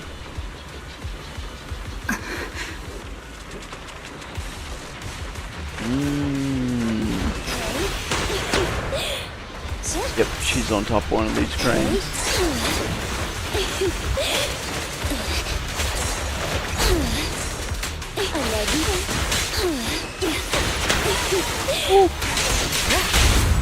The target's weary.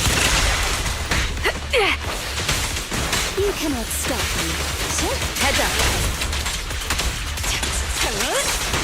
Engaging head on.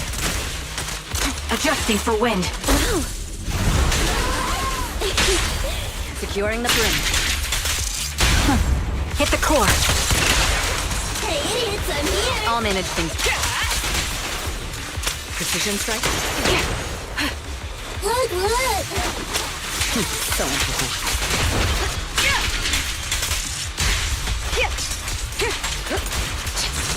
Copy. All right.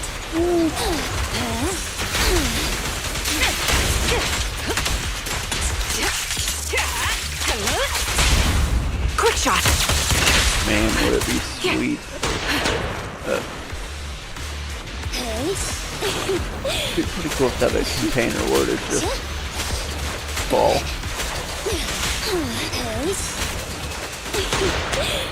These two clearly never paid attention to OSHA safety rules.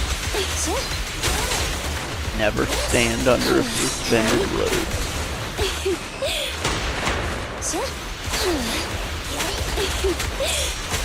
Go now, child.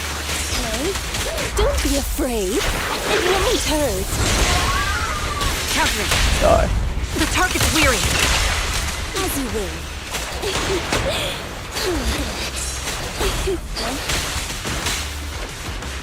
Dodge it!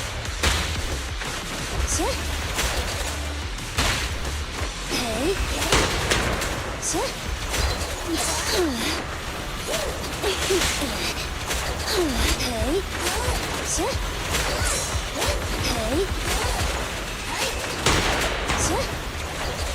Rena, or Zoe The wind and clearly rain are doesn't picking know up. who the fuck Rena is.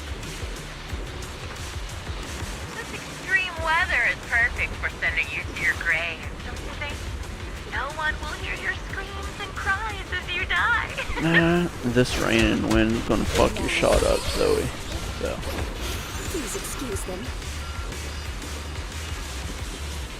By the time the rain stops, the only thing left will be your cold corpse. False. I wonder, do you remember the weather on the day the old Capitol fell?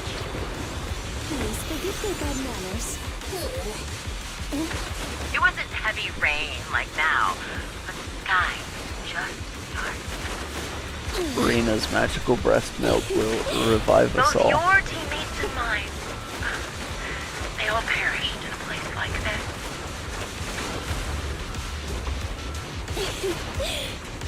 Now that I think about it, I guess I'm actually doing something good.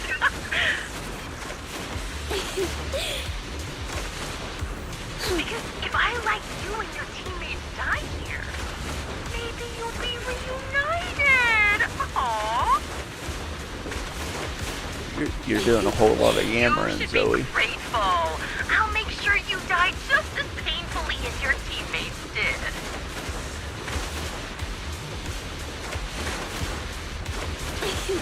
Grim Vulture, are you in pain?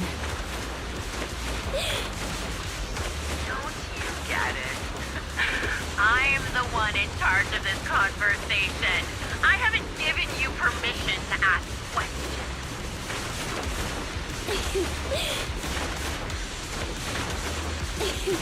I can sense your suffering. It's... Shut it. No, you.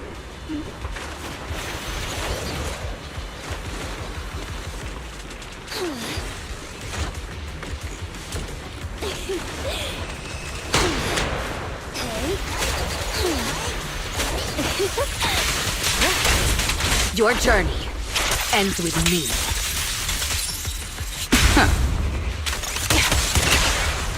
Oh yeah, suck it.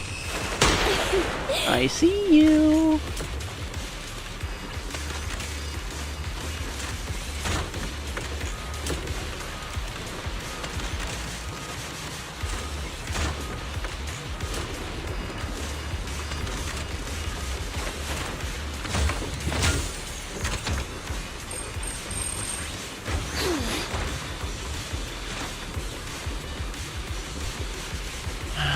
It's a shame we can't play around with the forklift.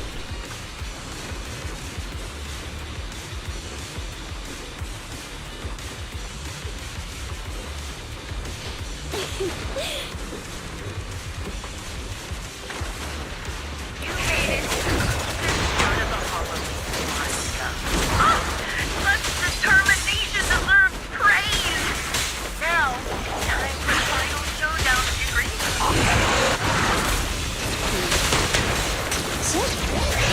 You cannot stop me.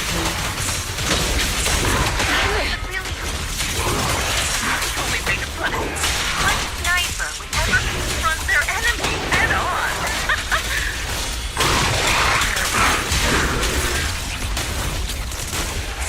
I prepared a little gift for you. Okay. Everything. High-ranking officer.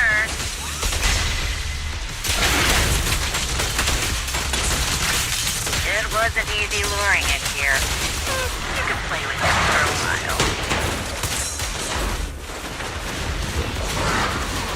As for me, I'll watch you from above.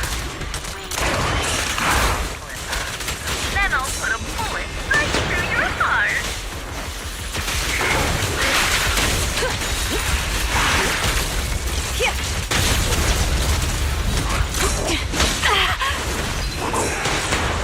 Kindly fall into despair.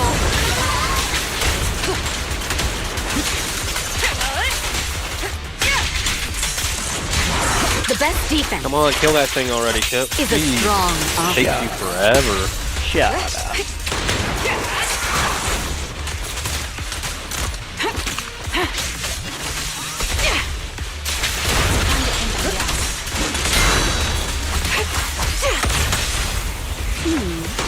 You might want to up your mic too. In the stream. Who do you need? Quick shot! Wire that on. My bullets are one with the wind. Final warning.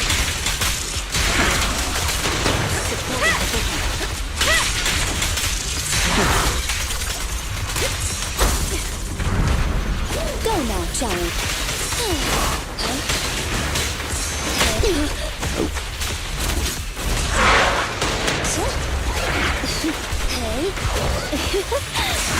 Die.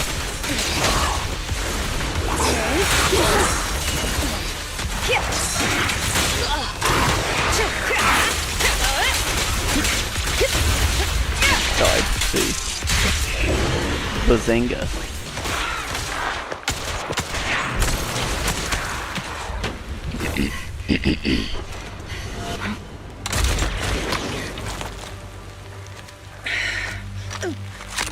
The real failure as a sniper is the one who's been forced into a corner, like you!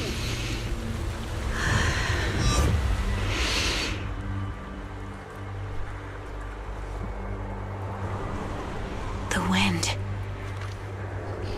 It's shifting.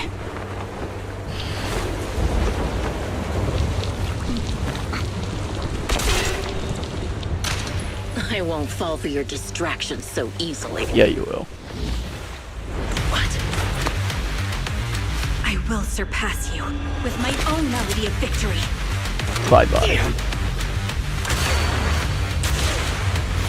And let the wind Oh, yeah. be the opening notes.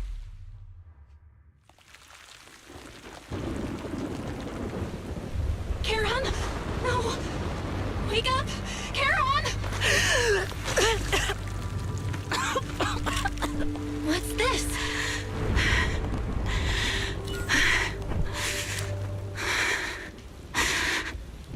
The harmonica. Nice.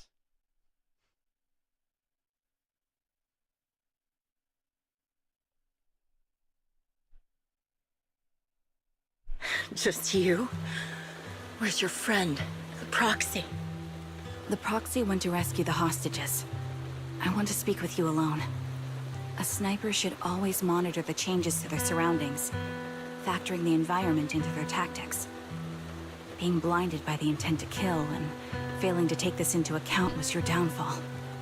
Didn't expect to be lectured by a youngster.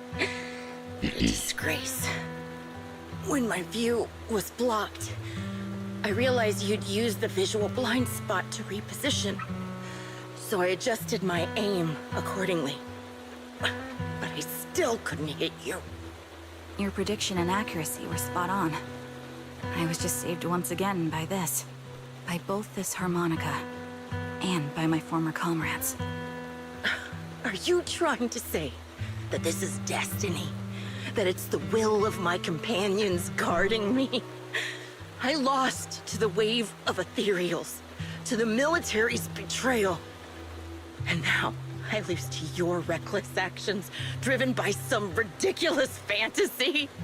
Your fantasy, your attitude, your very existence, and the outcome of this battle. They are the greatest denial and insult to my revenge. Yet you're emitting a much calmer ether energy now. Almost as if you found relief. My vision is fading. I can't see my comrades on the brink of death anymore. My wounds are fatal. I don't feel any pain. Relief. It's not such a bad thing. Did you intend for me to kill you from the start? Let me answer that question with a story. The first time I saw you was actually during the fall of the old capital. My comrades were all dead, and the reinforcements the higher-ups promised before the mission never came. I can't even remember how long the fight went on. Ultimately, I had no choice but to retreat, failing to bring back my squad mates' bodies. I made my way through one battle line after another. The advanced troops were nearly wiped out. But when I reached a certain front, a small squad of survivors called out to me. Few people can still stand after such severe corruption and injury, but all 5 of them were still fighting. They were protecting a girl who had lost her sight and fallen unconscious while searching for a way out of the hollow. They told me they were beyond saving, and if I planned to retreat, I must take the girl with me. I couldn't turn down the last request of a group of heroic soldiers about to die in battle. Your comrades entrusted your life to me. I was the one who brought you out of the hollow. You already know what happened afterward. It didn't take long for you to leave the Defense Force after you came to. Just like me, I developed PTSD so intense that sometimes I couldn't even hold a normal conversation. But for me, the hardest blow was the death of my squad. To an orphan like me, they were family. If the reinforcements had kept their word and provided support, they wouldn't have died for nothing. Don't you ever have that thought? To say I don't would be a lie. But I think deep down you know. From the moment we stepped into the Hollow, there was no way we were getting saved. Given how quickly the Hollow was spreading, and the ever-increasing number of ethereals, it would take the sacrifice of countless Defense Force troops to suppress it. It wasn't something that could have been accomplished in such a short time. The reinforcements would have only been a drop in the bucket. More sacrifices without results. Canceling the reinforcements, sending the advanced troops to rescue as many civilians as possible to minimize casualties. I think most commanders would have made the same decision. Objective and cold logic. I understand it, of course. But when you see members of the reinforcements living happy lives years later, can you still keep your composure? I couldn't. Even if the chance was minuscule, I wanted my squad mates to survive. But they turned that chance to zero, and still have the nerve to embrace a peaceful future. I can't help but resent them. By the time I realized what I'd done, I had already taken several lives. Nathan. When I tied him up and was about to kill him, he begged me to spare him, saying he had something to give you, no matter what. That was when you re-entered my line of sight. I think I've said this before. We're very similar, yet we have completely opposite beliefs. After meeting you, I became even more certain. In the face of suffering, I chose destruction, while you were destined to choose to protect. But you're still entangled in your obsession with your squad mates. If this continues, you'll eventually sink into a void of despair. Your hope is like a bubble, ready to burst at any moment. The version of you I want to kill is the complete one, who can firmly reject my answer. If you haven't found your answer yet, then I'll be the one to push you forward. I kill you, or you end me. Either way works. But after seeing your growth, maybe I'd prefer you to step over my body. That's the final answer. Why? Emptiness and doubt. No matter how many targets of my revenge I took down, nothing changed. Aiming my gun at former comrades, drowning in hate and rage, all it left was a hollow emptiness. But you're different. You've gained unconditional trust from the proxy. You have the courage to fight through my trap. And eventually, you'll have a melody that's uniquely yours. My belief has faltered. I finally remember. My squad mates were fools, just like you. You're right. They would never want me to become this way. I talk about carrying their cross. But in truth, I never carried their will. So be it. Take the hostage and go. A villain stained with the blood of others deserves nothing but a miserable end. I'm looking forward to how long you'll be able to protect those in front of your eyes.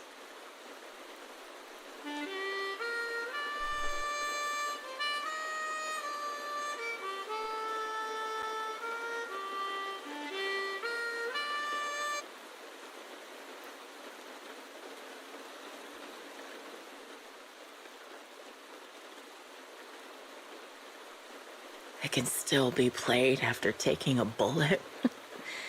Impressive. This is my final melody to you. No matter how miserable you've become, I'll still remember you. Remember we once shared the same path in life. But in the end, our paths diverged. Your hatred has long twisted into sin. But if not for you, I wouldn't have learned how to hate, or found the true targets of my hatred. I used to know nothing. My teammates served as my teachers and taught me so much. And I think you must be my final teacher.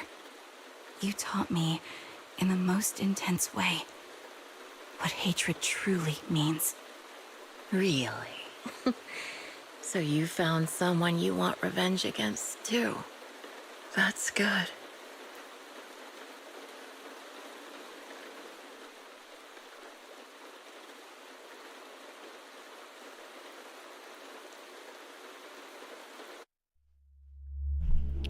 Fuck. Bad as hell.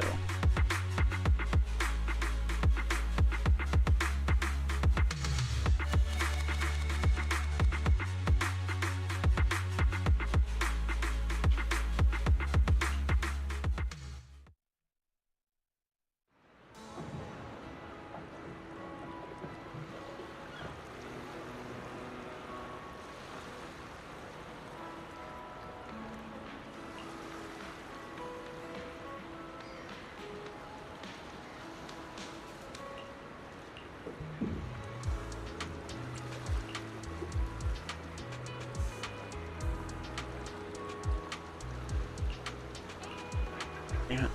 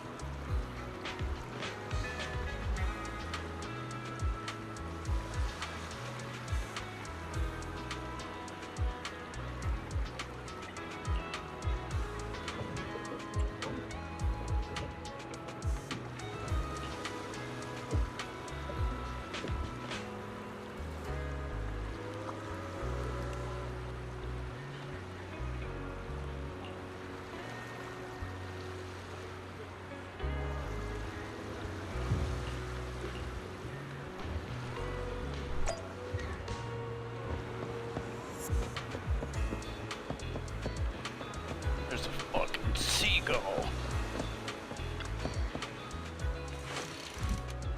Oh, cool. I can do some fishing now.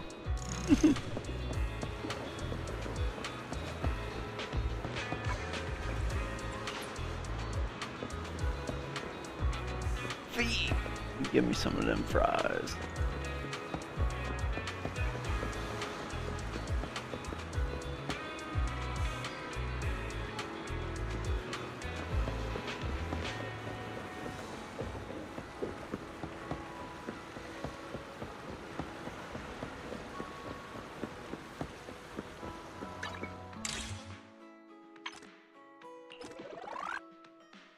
Close.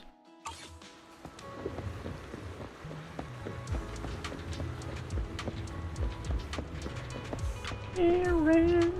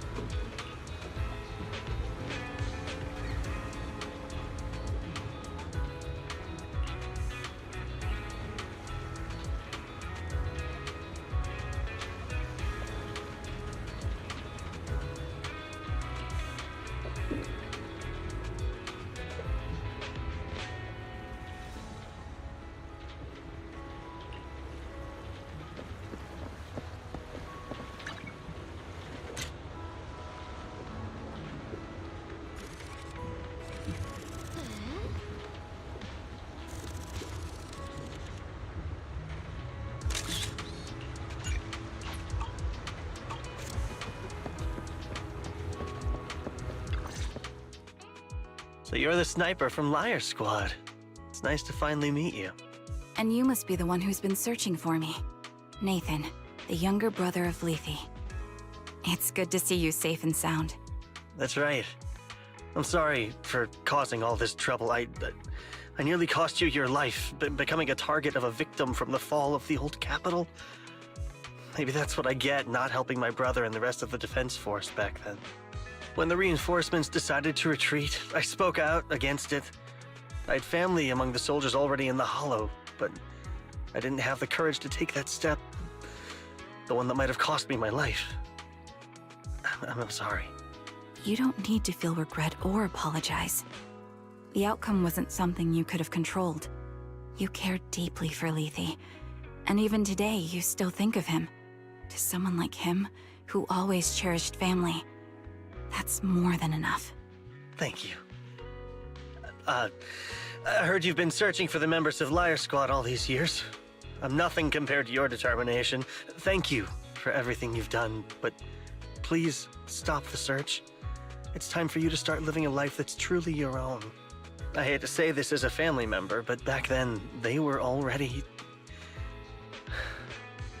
I know. You don't need to say it.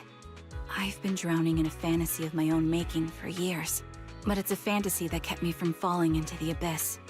Nathan, Grim Vulture told me you have something you want to give me. Is that why you commissioned someone to find me? Yes. After learning about the bond between you and your squad, I knew I couldn't live with myself if I didn't get this to you. So I got on my knees and begged Grim Vulture, even playing this recording for her, hoping it would move her.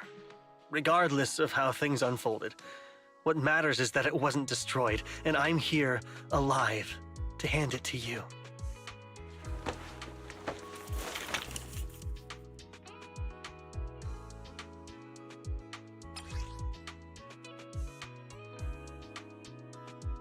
Damn. At 128 gigabyte. So it looks like a SD card.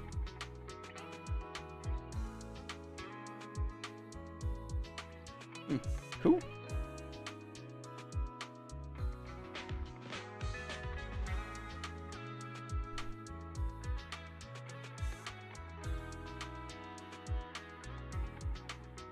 I found this while going through my brother's belongings. It's been tucked away for years. There's a recording on it, and I think it's a gift Liar Squad made for you, but never had the chance to give you. Thank you so much. Do you mind if I listen to it now with the proxies? Wait, with us? I thought we were just here to collect the commission fee today. Go ahead. As for the commission fee, I'll pay it to you both shortly, so don't worry about that.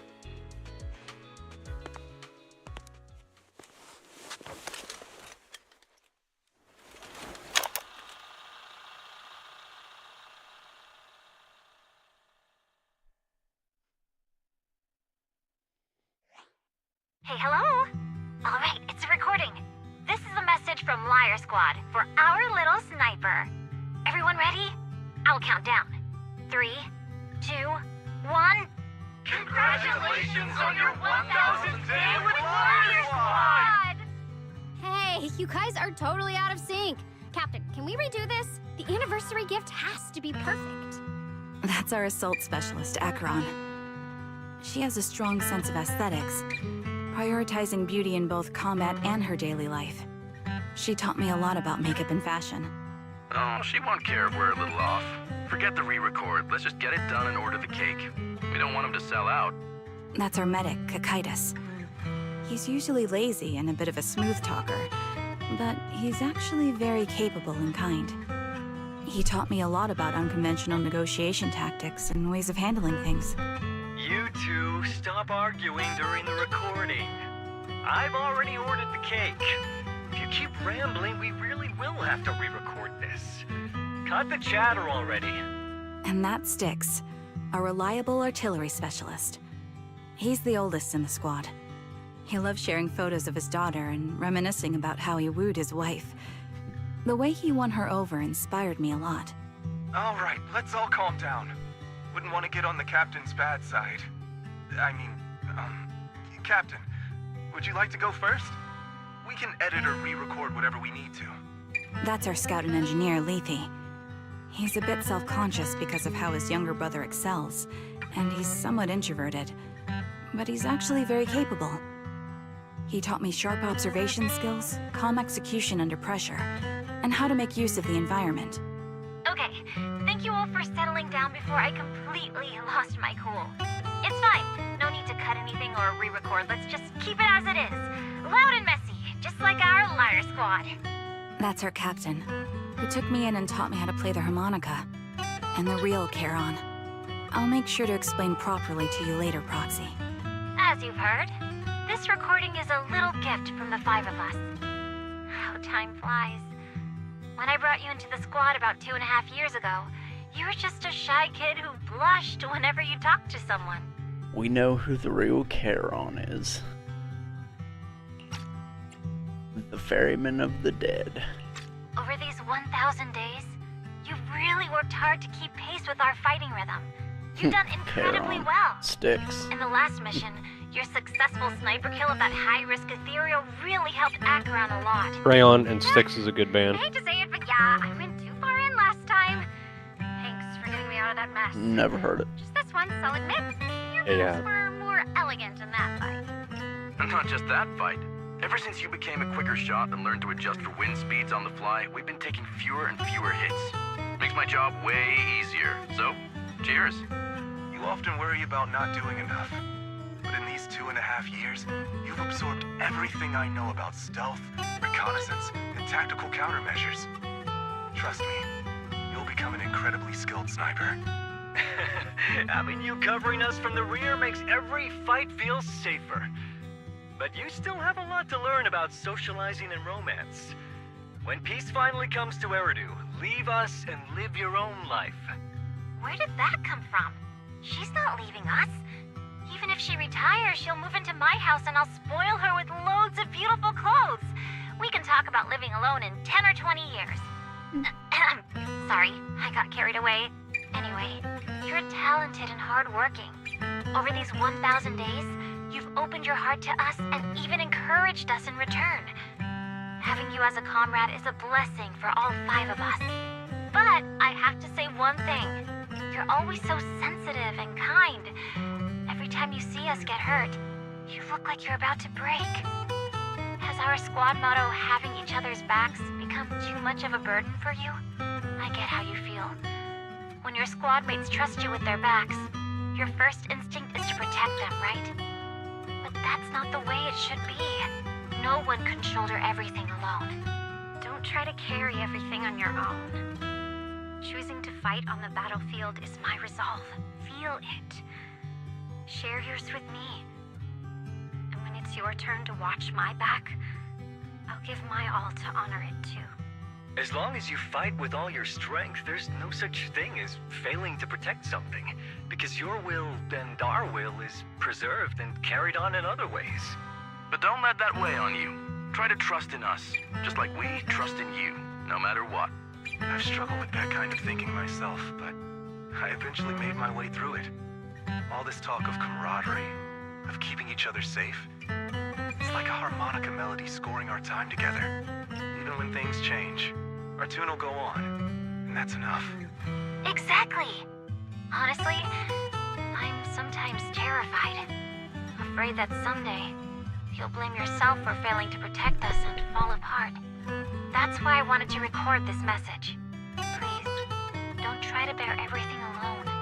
Maybe you can start relying on us more, fully entrusting your vulnerable side to us. Our will has long been intertwined with yours. We're comrades. This is getting way too sentimental. It doesn't feel like me anymore. Anyway, we just want to see you trusting your comrades enough to share your burdens, even if it isn't us. Finally, we'd like to give you the song that's closest to us. If what we've said is hard to understand, just feel it through the music. Please, enjoy my masterpiece, Homecoming.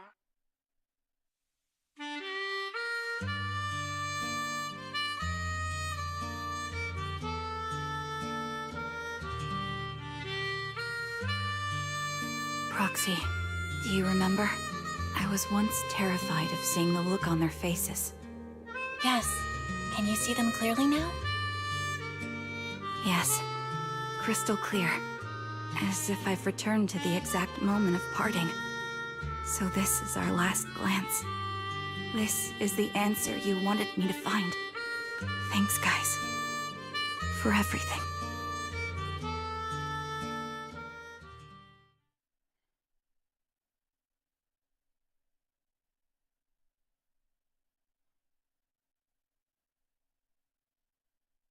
Proxies. No. Lies. Belle. I've troubled you two a lot these days with my personal affairs. Words can't describe what you've done for me. It's no trouble at all.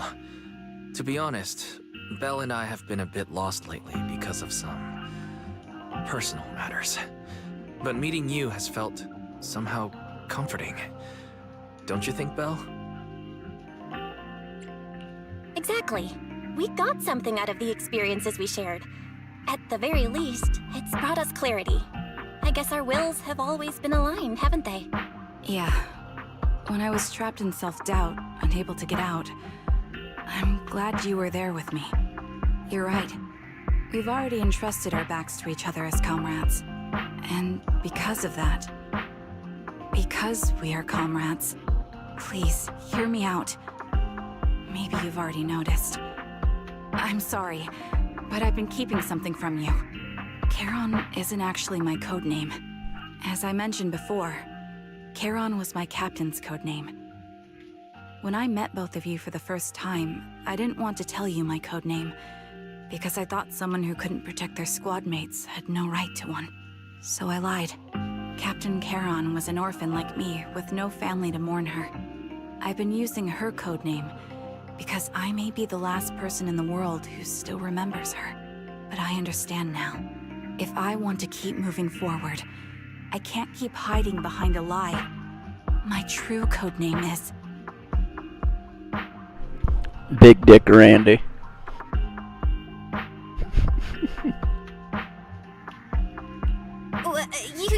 You don't have to tell me right now. At the harbor, Nathan spoke to you privately. Was he offering you a chance to return to the Defense Force? Yes. He said he still has a friend in the Defense Force who's currently forming a new squad.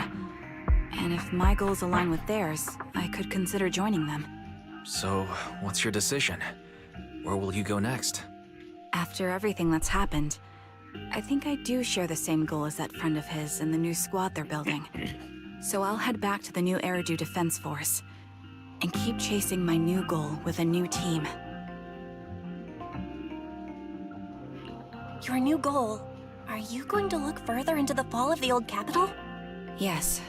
My encounter with Grim Vulture has made me realize this should be the true form of my vengeance. I'll uncover the real culprits behind the old capital's fall and make them pay for their crimes. If the ferryman who leads me to the truth demands a price, Charon's I'm willing to wager my life. I have a gut feeling the masterminds will reveal themselves again soon. To protect the city my comrades cherished and sacrificed their lives for, I won't allow such a tragedy to happen again. By letting the will to protect guide my hatred, I now have a clear aim toward the truth. That's what I thought.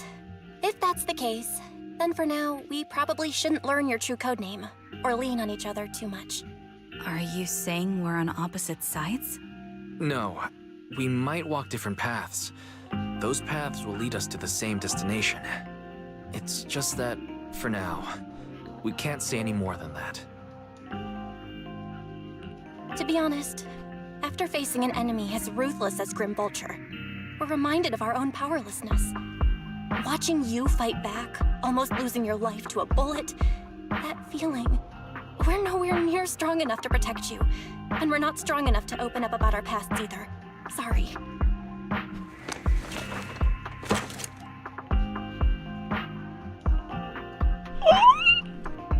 Gulp a few of them titties.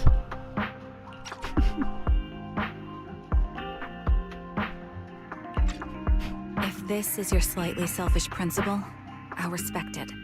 You were once my proxies, And I'll keep this memory locked away as something I cherish. If, as you say, our destination is the same, then we should continue on our separate paths, striving to grow stronger. The next time we meet, I'll reveal my true codename. I hope we can become true comrades. I want your presence to forever remain in the melody of my life. Yes, it's a promise. We'll meet again, Charon.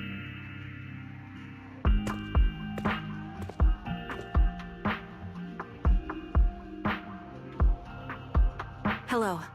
I'm the sniper from the former Liar Squad of the Chrysoberyl Division, recommended by Captain Nathan, originally of the new Eridu Defense Force's Obsidian Division, Impera Squad. Yeah, I heard about you from my superior. You're the one who dealt with the serial murders targeting the Defense Force, right? Well, the new Eridu Defense Force is ready to welcome you back. Let me confirm a few details before taking you to base. Which squad are you applying to join? And did you have a code name during your previous service? I'm applying to join the Obsidian Division's Obel Squad. As for my codename, Trigger. I was Trigger of Liar Squad.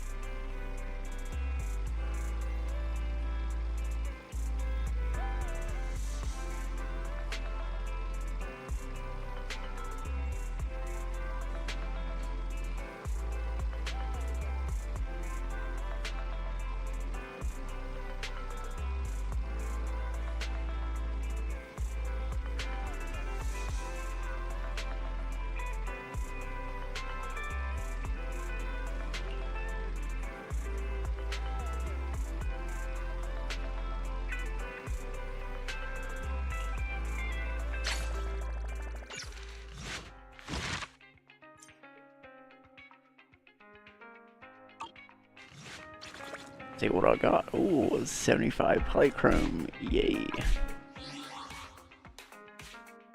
Ooh, I can almost. 1, 2, yes, all accounted for. Rena.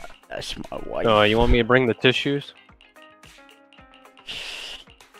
I might have a couple of them over here.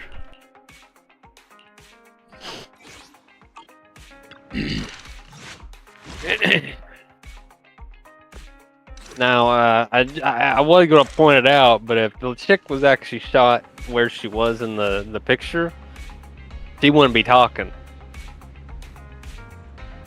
Her lung would have been collapsed. You do know that. Didn't matter. I would have also popped her right? before she even got a chance to talk. Would have walked up and stick an executor right in the dome piece. Split that wig back, you know what I'm saying? Split that wig back, yeah. Empty that brain pan. Peel that muffin cap back blue. Watch your brain fluid spill out her nostrils, dude. You'd be dead. Brain fluid. It's a cerebral spinal fluid. There, goober. Hey, that squishy mess up there? That I just smooth about brain? said the N-word right there. That smooth brain? Smooth brain. But I had one wrinkle straight through the center of her.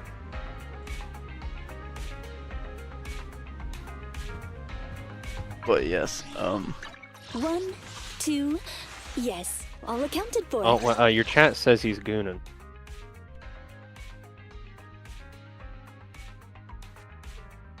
He gooned to me Sar Alago.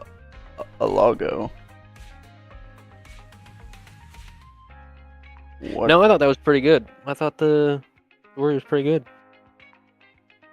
I did make a mistake at one point. The harmonica was playing the first time, and I don't know what got into me, but I was thinking that it would keep playing because there was a bunch of words, and I clicked past a word, and just instantly ended the thinking.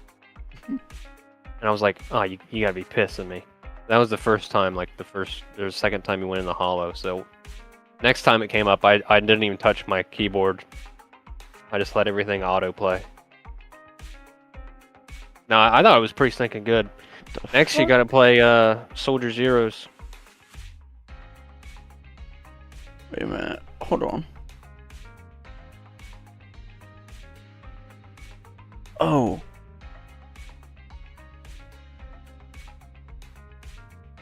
Tell me and my India friends about this game. Head-made Rena. That's all you, Avery, because you're the one that told me about it. Yeah, but I didn't even play it till after you. I downloaded it a long time ago and then never played it. No.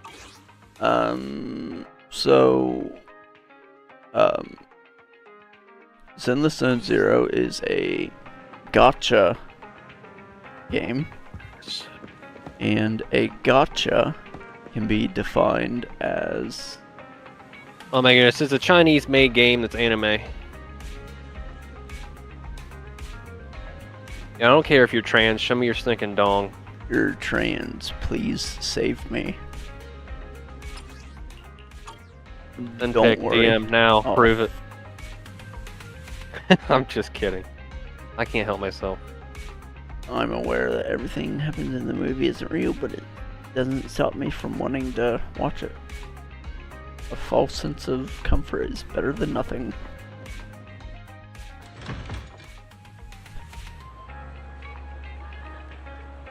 Fruit core is aping me.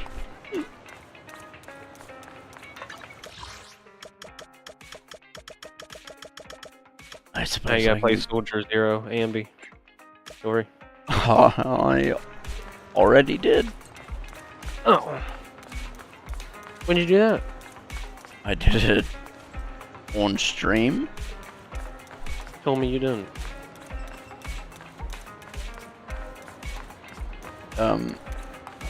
No. I fought Twiggy. Head-made Rena at your service. I can only imagine. Did she let her live? Oh, no, I'm forgetting.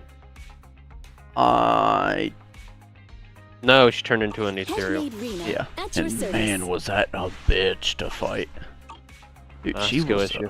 I would have killed her before she came in ethereal anyway. Oh no, dude, she was a Well, she was thinking straight up yapping. bitch to fight. Fuck, dude. Skill issue. Yeah, Zoe just kept yammering on, and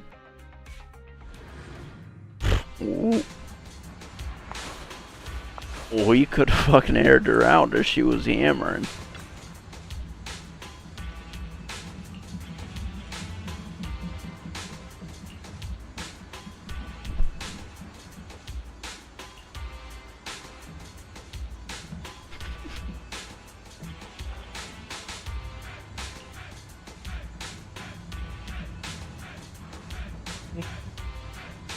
And you've definitely heard Styx before. They're a band that started in 1972.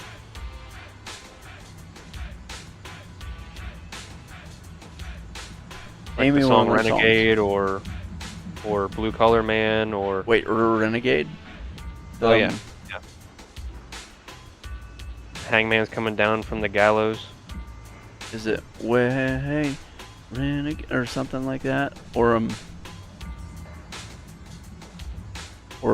the song. It's oh mama, I can feel you crying, all scared and all alone. Hangman is coming down from the gallows and I'm something. I don't think I remember all the lyrics. Dude. All scared and all alone. Something like that. Dude, you. The jig is up. The jig is up.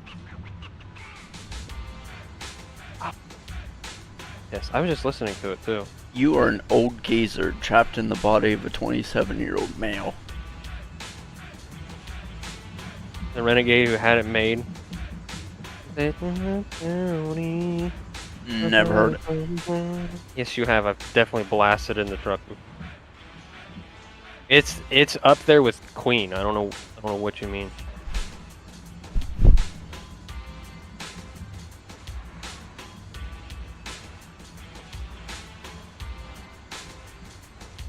I would think and play it through the mic, but you get copyright claimed. The only Queen song that I know is Bohemian Rhapsody. Well, that's the only one you need to know anyway. All right, that's the best one. Real. And yes, I do listen to Queen sometimes, but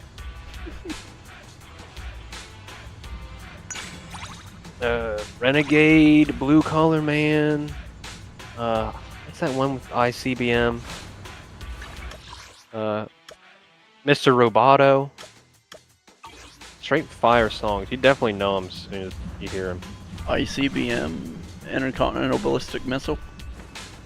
Or no, whatever the computer company was. IBM?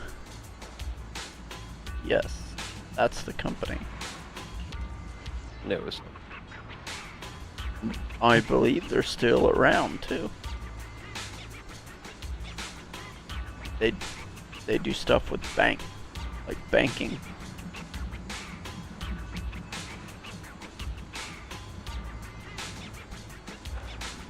Who's Cobson?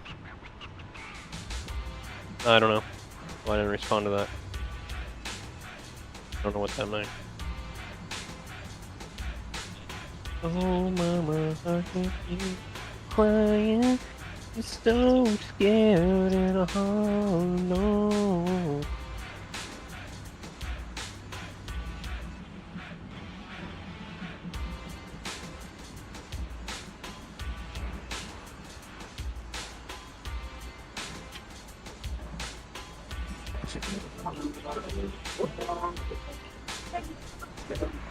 I can't play any more of that. I was not coming through the mic good. Nice. I can hear you crying, so scared all alone. Hangman is coming down from the gallows, and I hope not very long. The jig is up, the news is out, they finally found me. The renegade who had it made. Oh, now it you do. Sounds vaguely familiar.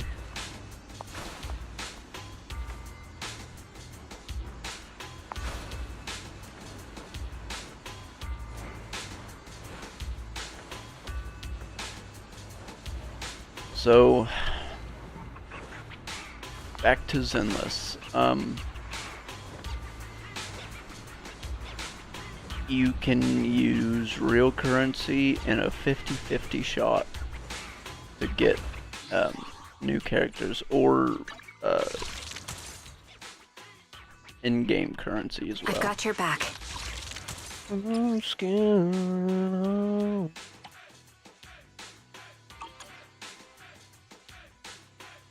How about Kansas? You know Kansas? I think so. Carry On My Wayward Son? Oh, yeah. How about Blue Oyster Cult that did Godzilla? And Don't Fear the Reaper. Yeah. Don't fear the Reaper, nor the wind or the sun or the rain. Yeah, dude, that song's straight fire. My dad told me, because we had the CD, that apparently... Watch. Please, I'm watching. Please let me pull trigger. Come on now. Give me trigger. They won't give you anything you want. I just got lucky with Ambi. There's an A rank. Please don't let it be all fucking W engines. That's sad.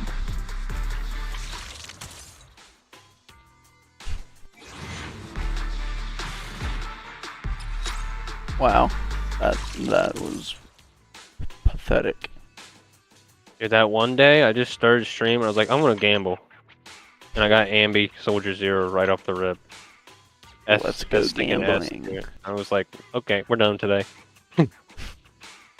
Let's go gambling.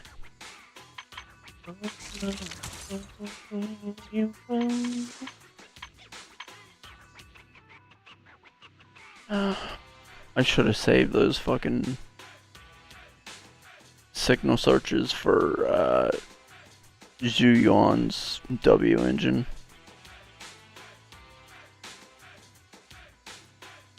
I don't understand the W engines. They don't make no sense to me. And it's not the engines themselves, it's all the things to put on them. But what I really want is the Weeping Cradle for Arena.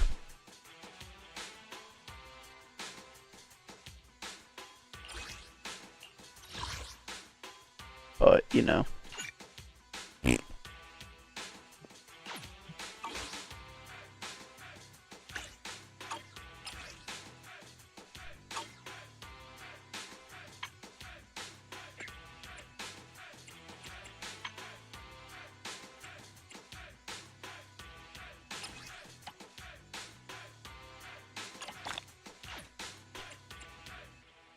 I will take those 9 Boupons, please. Thank you.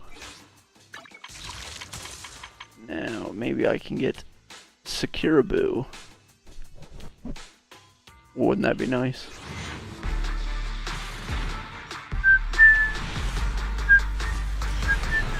Wait, Kip, I got to quiz you right now. Gosh, damn it. Do you know the Led Zeppelin song, Stairway to Heaven? I think so. Oh, dude, I'm driving over to your house right now. We're listening to it. Yes! Nice. The shining gold inside. Let your inner spark ignite. Find a treasure, a growing bright. Reach your forward. Hell yeah.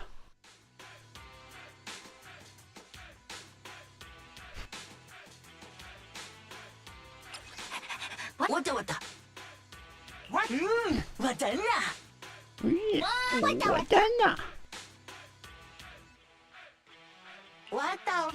What? Don't I already have safety?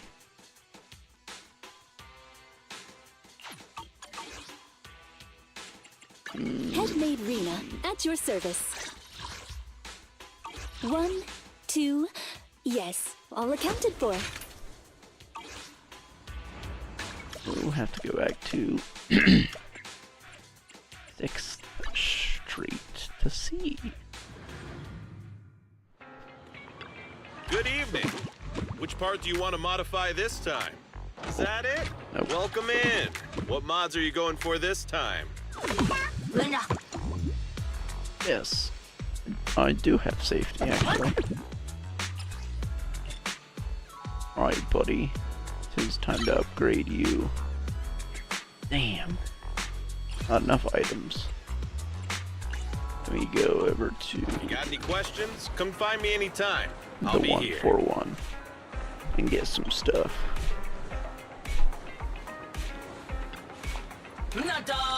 Nada.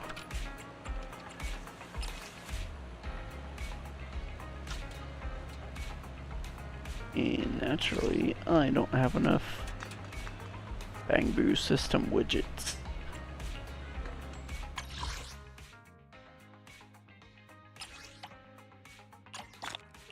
No, I do.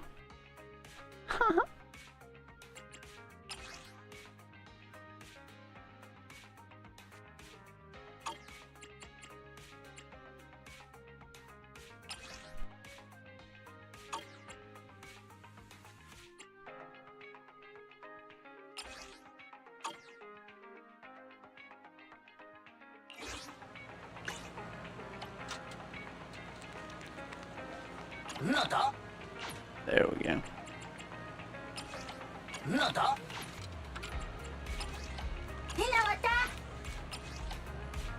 Banana. Banana.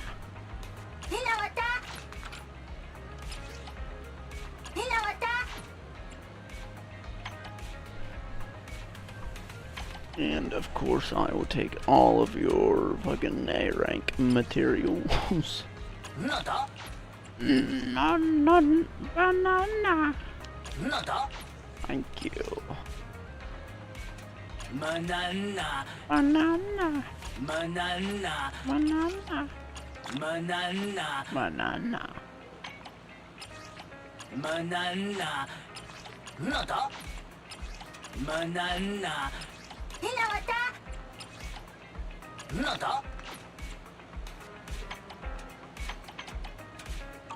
Cool.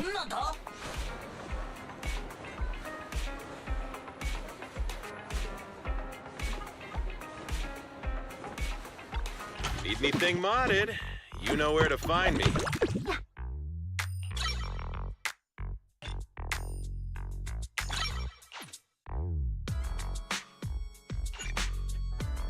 Come on, baby, don't fear the reaper.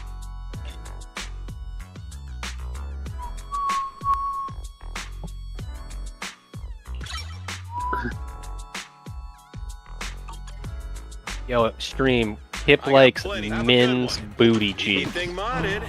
You know where to find Likes me. them caked up.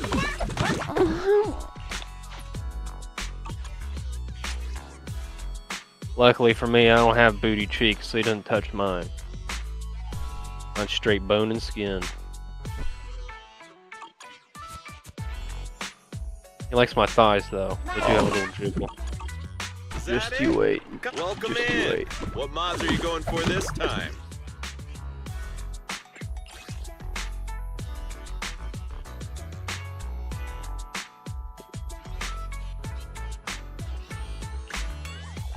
Just you wait. One of these days, I'll be flexible Have a enough good to one. clap Please, my own cheeks. come again.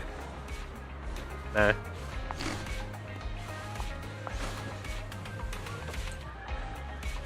When that day comes, it means you're on drugs. Real. Bad drugs. A hot cup of coffee isn't Skeletor. just for the early Butt birds. drugs. It can also be for the night.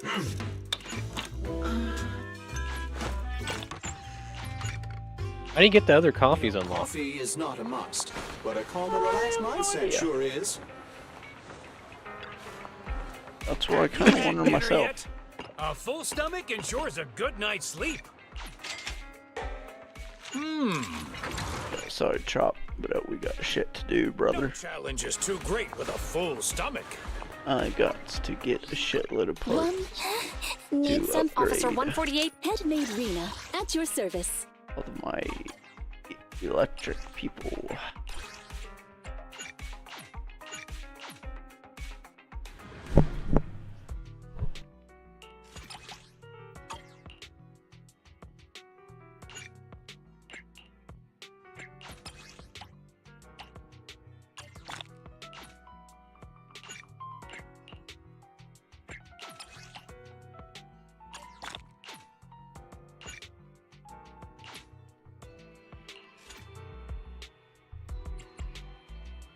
I only need some. Let me finish my cup of hot water.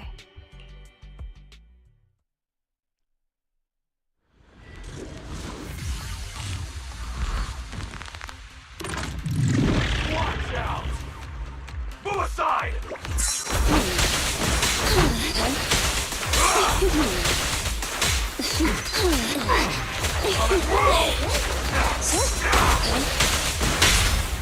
Watch out! I won't betray your trust. Round them up.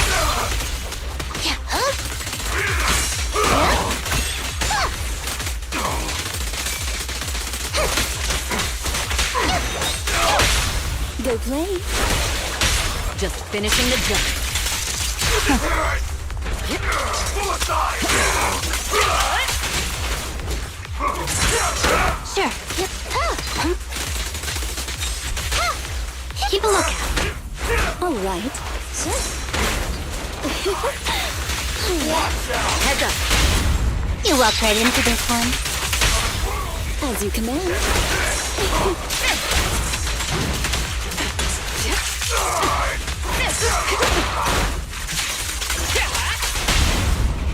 Round the knuckle.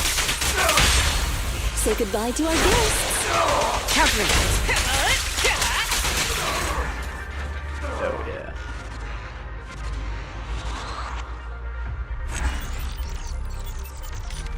$108 1 minute and 8 seconds.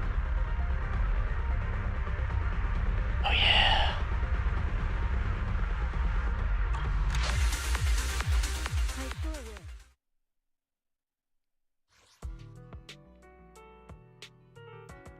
But I still need more stuff because why? Well, no.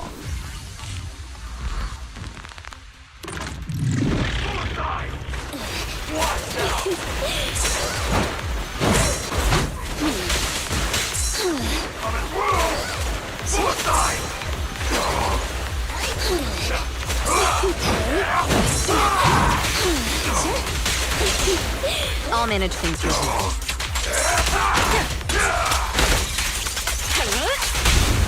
You walked right into this one. Say goodbye to our guests. Sorry, no one gets past me. Wow.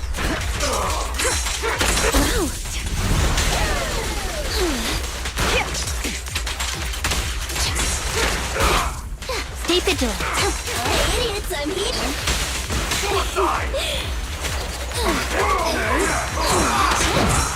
I'll take over now. Watch out! Round the knuckle.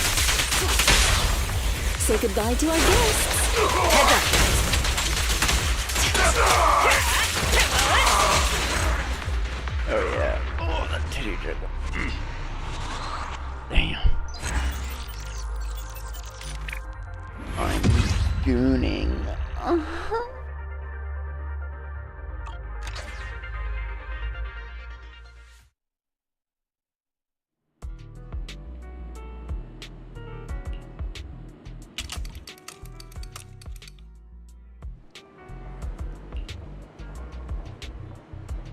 Bertha.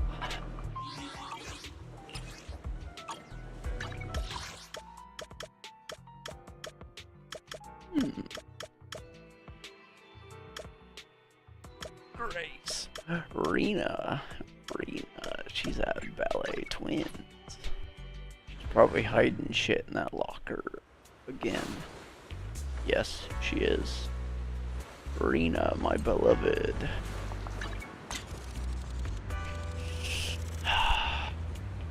These titties are exquisite.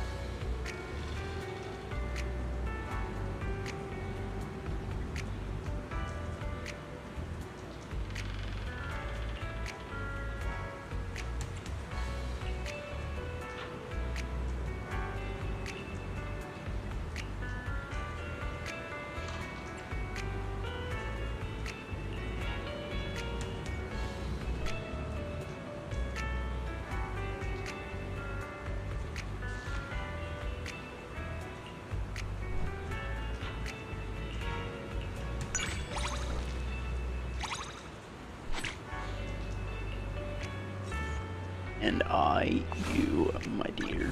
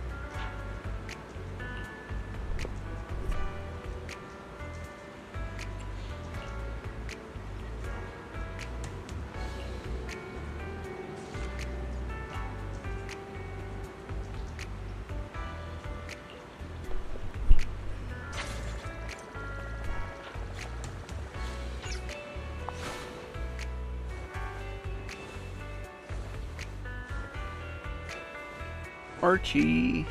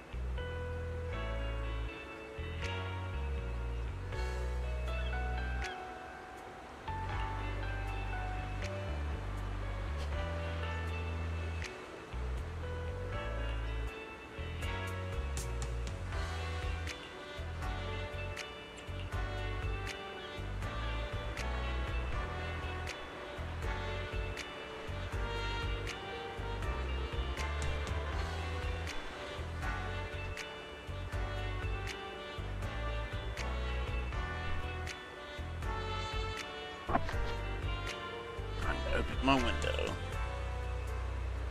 to get some heat for my room.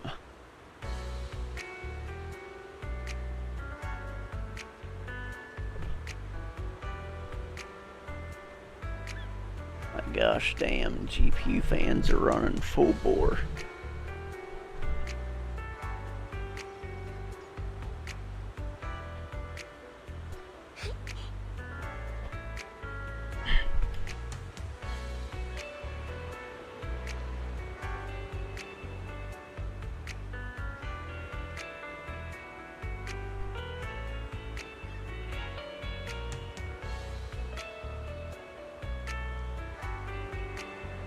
Hold on. Now I'm just itching my feet.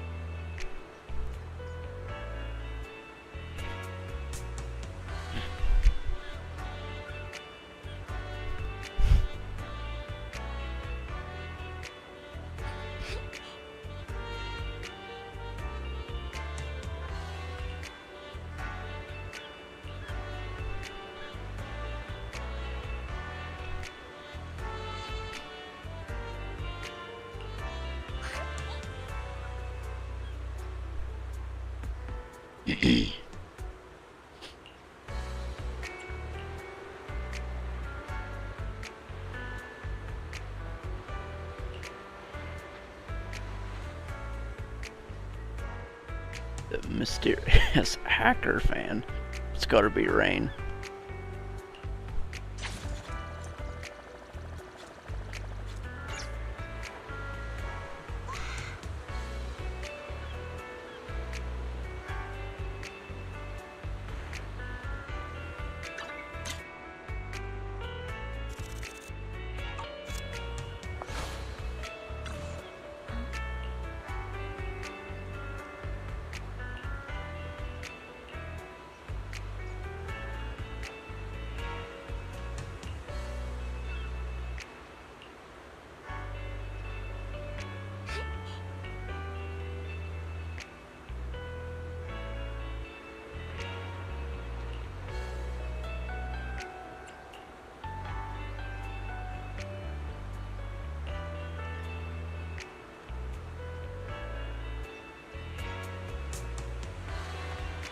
Even this precociously.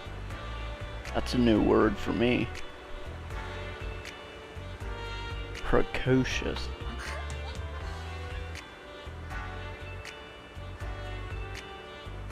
Precocious.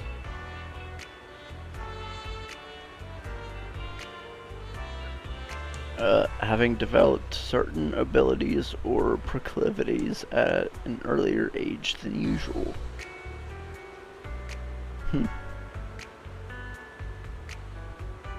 Or similar, indicative of early development.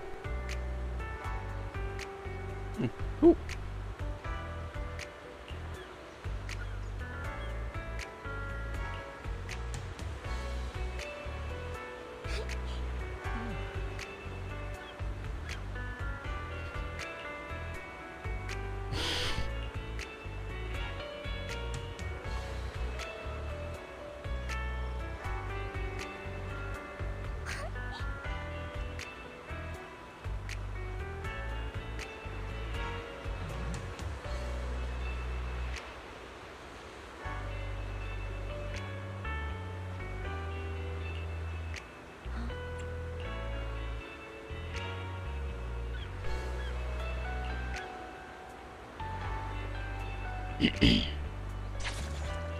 You're welcome, brother.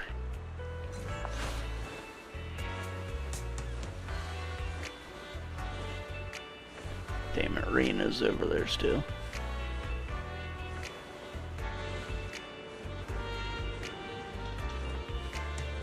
My wife's over there still.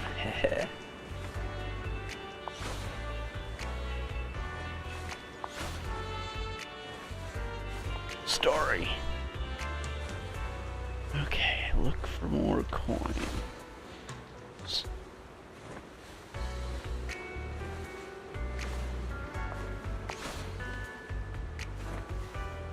What's going on, brother?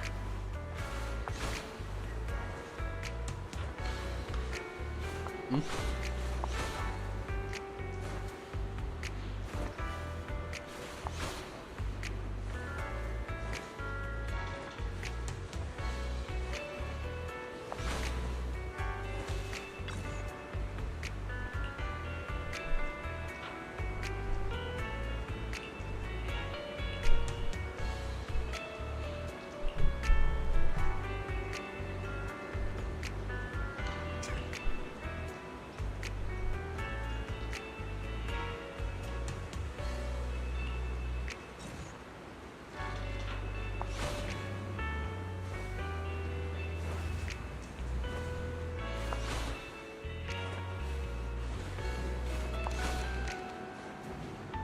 Rena.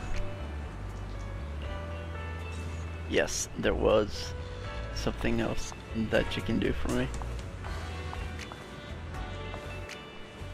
Let me taste your magical breast milk. Excuse me? Excuse me?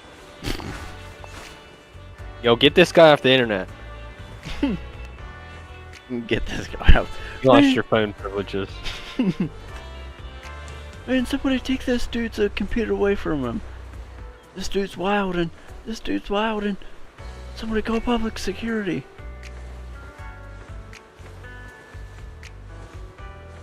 Hide your kids, people. Hide your kids. And dead bodies. You're not citizens, pub sex here. Although, damn.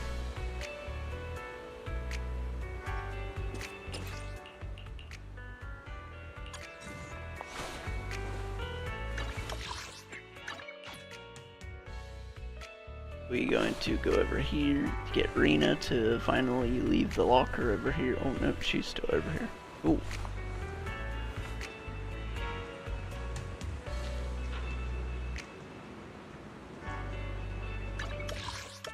Which means that what's Corin doing in Luminous Square? Before we go hang out with Corin, I forget what Rena put in the locker, but I'm pretty sure it was something random. Damn it. Whatever.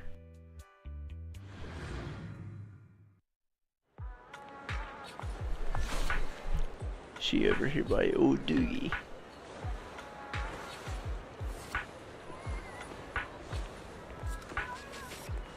Oh no. She's over here getting her picture taken by these two people who are mistaking her for some movie actor.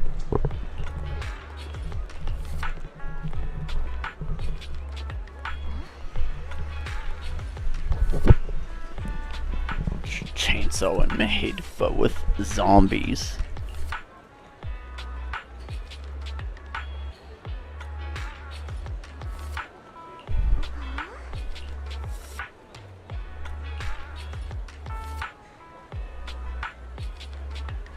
Yeah, Corin does have a pretty adorable voice.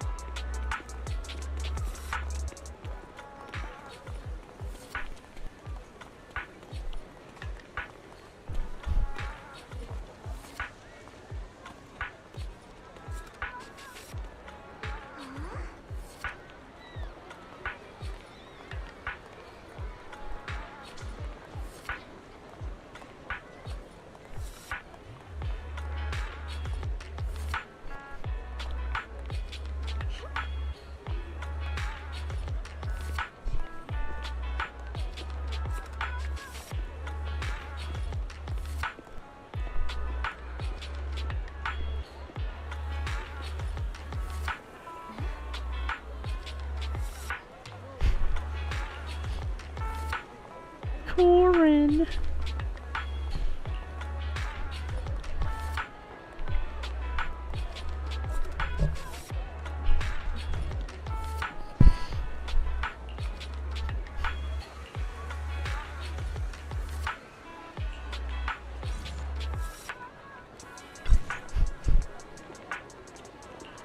Stellar.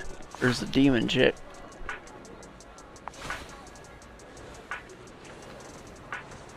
Ah, Sethi's over here too. But let's go up here and see if Venus is in. She is not.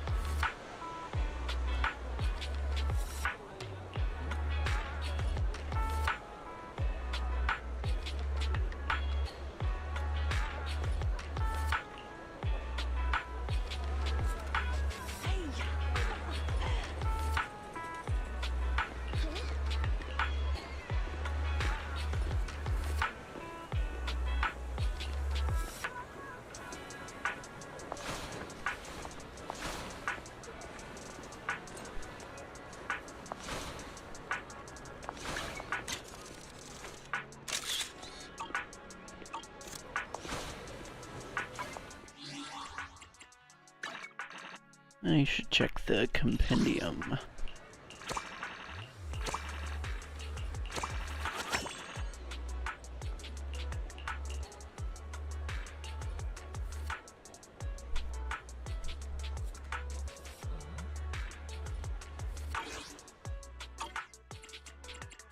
And my internal level. Notifications. New commission? Yep.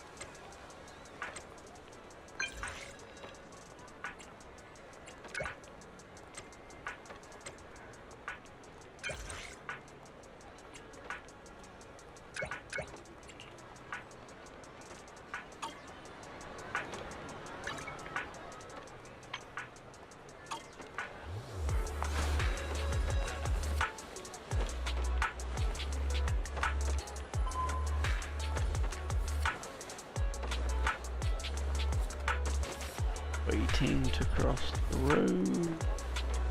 Debating on just running over. Nope. Patience is a virtue.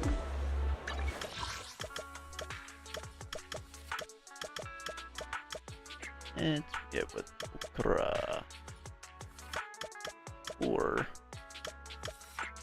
good, head over to the Ballet Twin and watch Archie's live stream.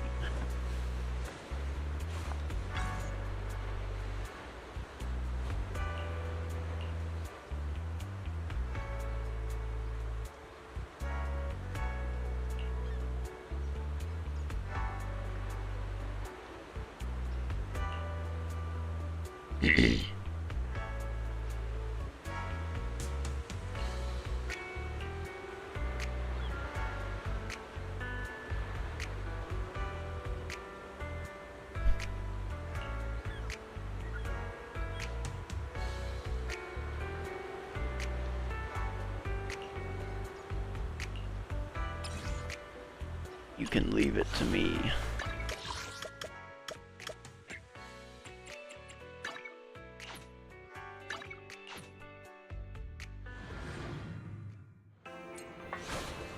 What's Nicole doing over here? Get it? Dickhole. Funny.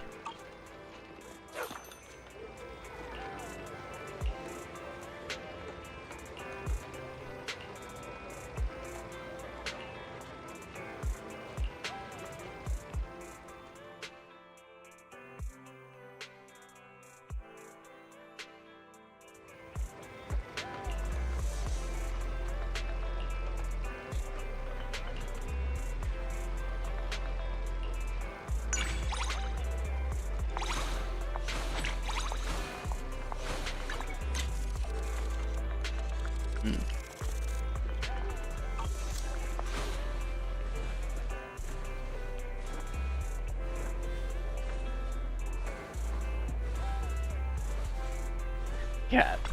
Tum Tum. Kitty. Aw, what good kitty.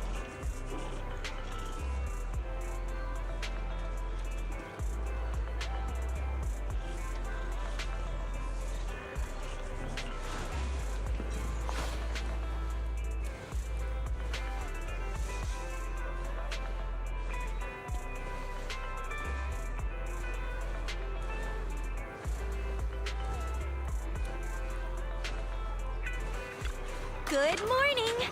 Anything you'd like to buy? We have some limited edition items in stock. Yeah, well, all of these limited editions suck. So.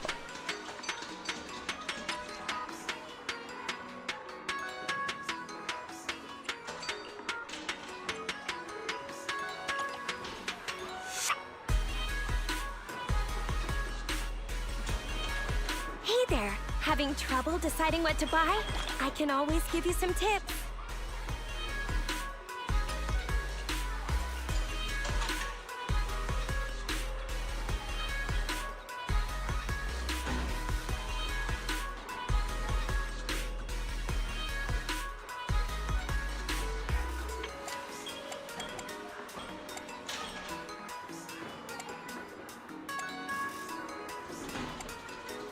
Hey there! Having trouble deciding what to buy? I can always give you some tips.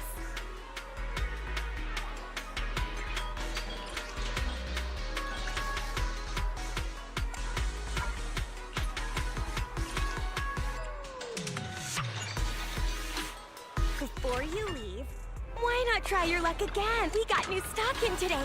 Come check it out and don't miss out.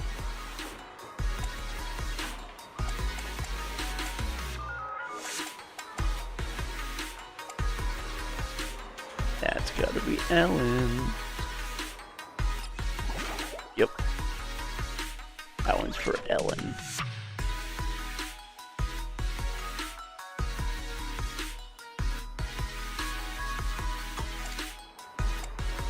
Hey there! Having trouble deciding what to buy?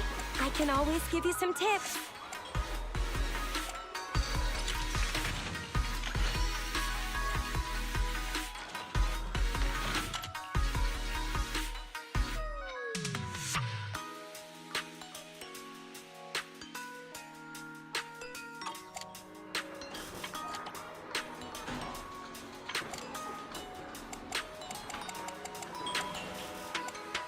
there. Having trouble deciding what to buy?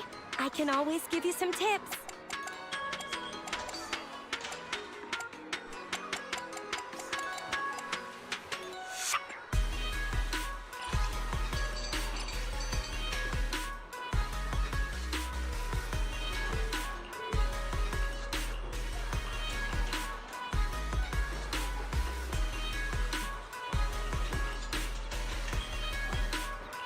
Hey there. Having trouble deciding what to buy? Shush. I catch you again soon. We get new stock in all the time.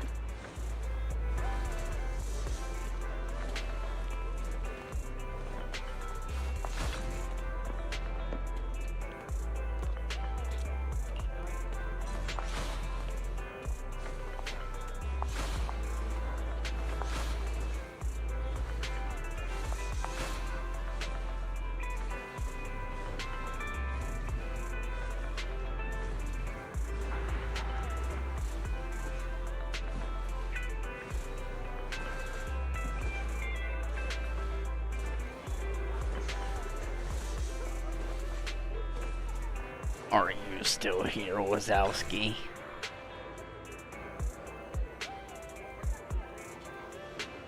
Hey.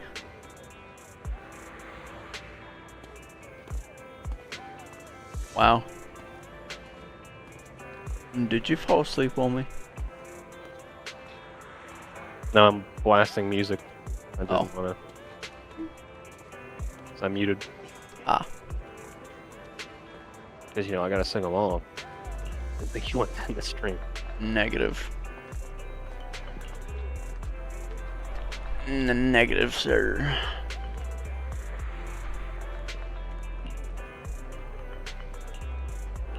Oh, I don't know if this will happen, but, someone wanted me to feature on their song. Oh my gosh. They told me if I could do a solo for them. I'm like, oh, the hardest thing possible. Okay. I don't really do solos. You're gonna trash their shit. Well, I mean, I can send it to them. They can just be like, nah. Yeah, I jokingly said something to the guy who's been doing my drums. I was like, you want a feature? He's like, we got an album we're making. If you want to do a solo on a song, that'd be sick. And I'm like, oh, I was joking, but I can try. And I don't know when that'll happen.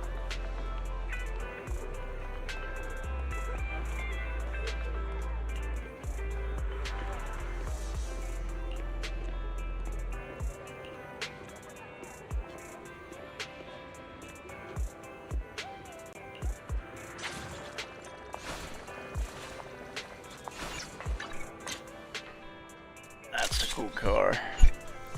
Nosferatu.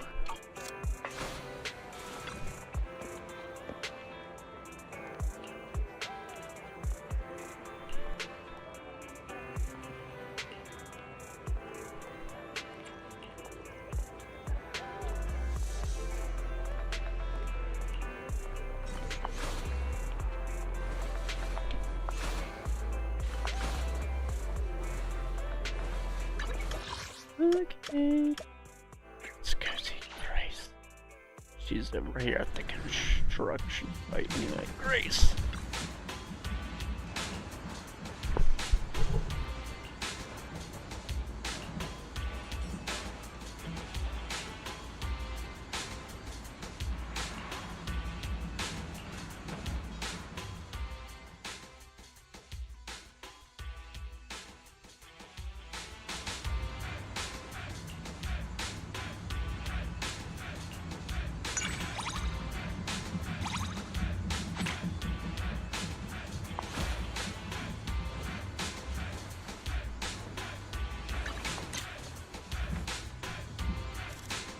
Nice tits, Grace.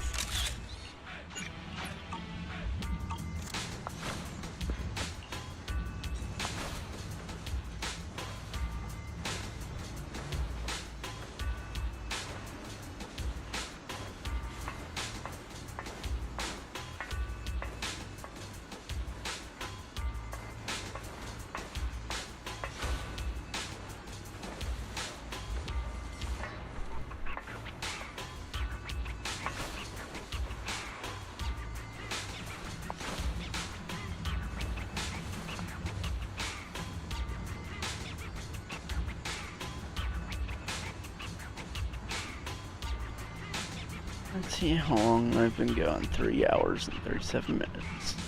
We'll probably cut it off at 4 hours flat.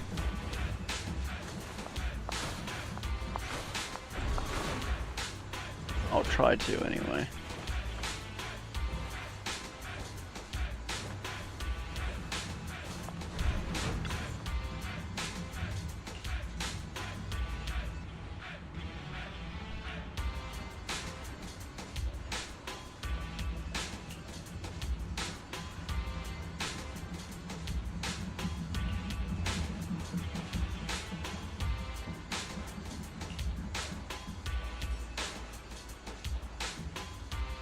Oh my. We should go to a hot spring sometime.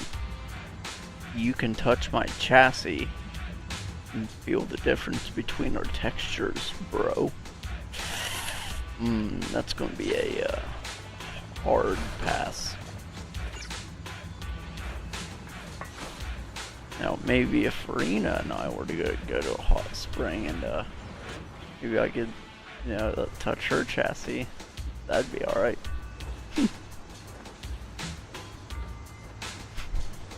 Touch her chassis and then slip it inside her assy, bro. Oh,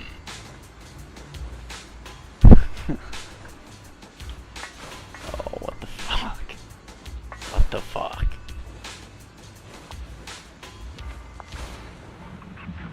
Somebody called the law. He's wildin'. He's reaching for his penis. He's reaching for his penis.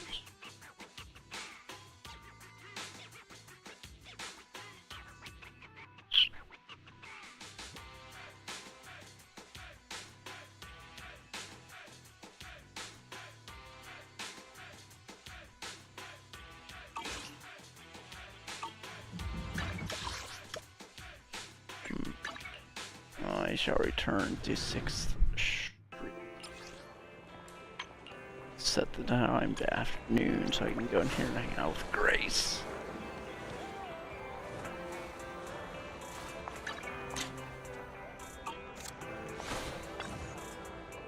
Eee.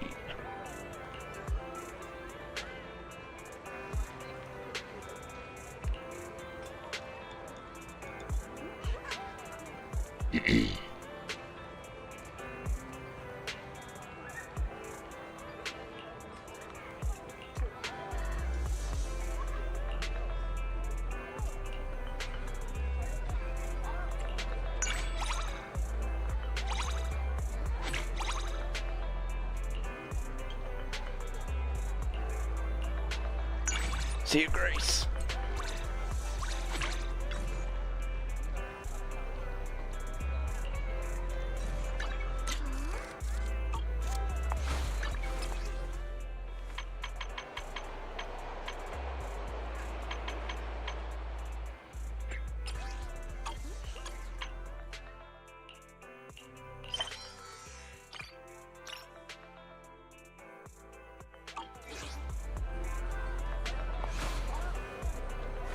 What are you doing, Grace?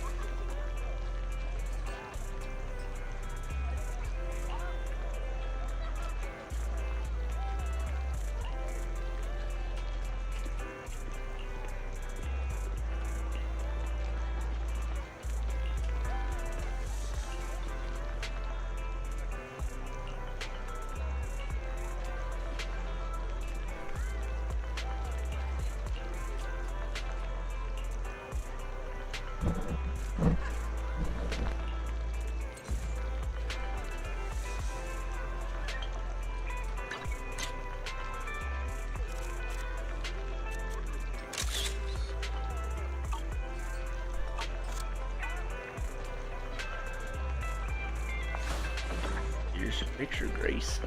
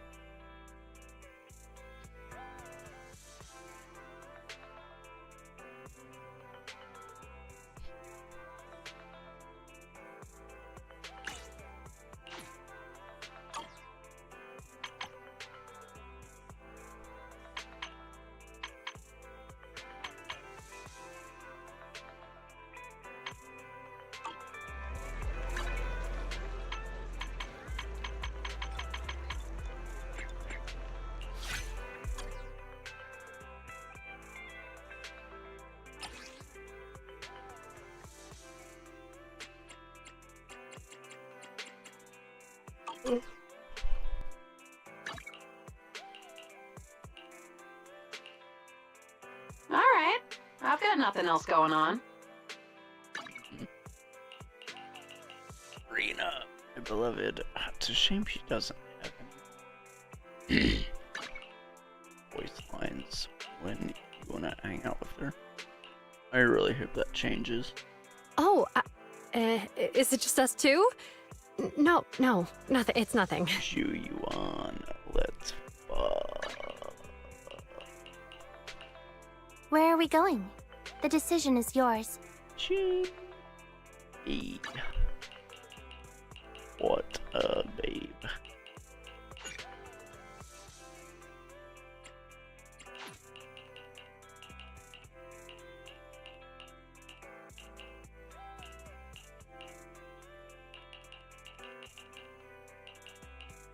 You're looking sharp today. Glad I didn't get all dressed up for nothing. I've already informed Nicole, so we can go anywhere today.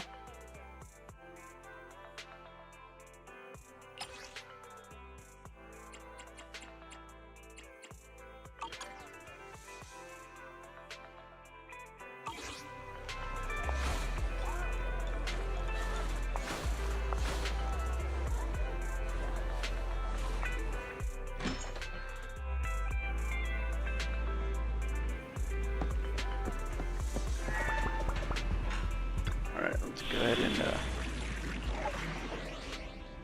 knock out Archie's commission.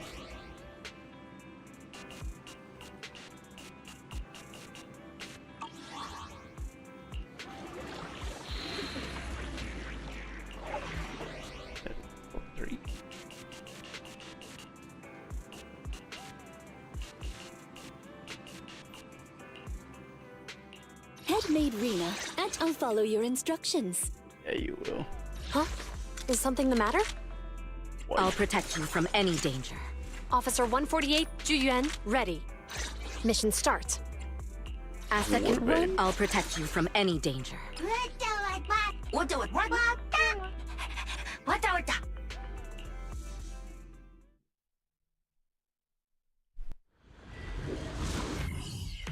He might run slightly over 4 hours, but whatever.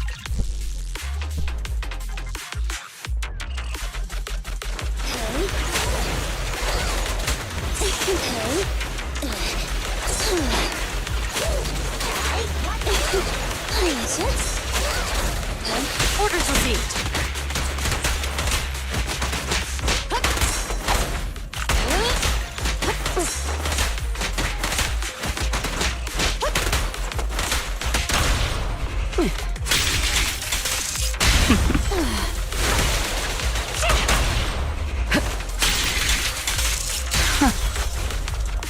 Ciao. Out of my way! Take this! I'm away. I'll take over now. Smash 'em!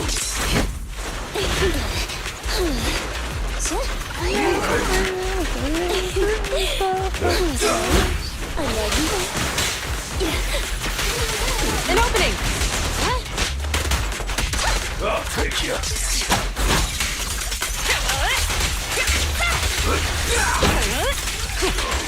Move it! Hey, idiots, I'm here! Out of my way! You're under arrest! Everything's under control.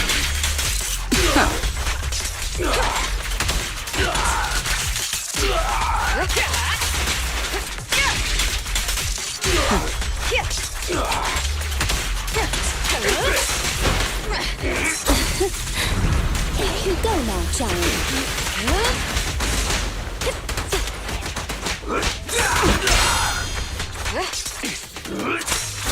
So unhelpful. We fight together. Nothing slips through my defense.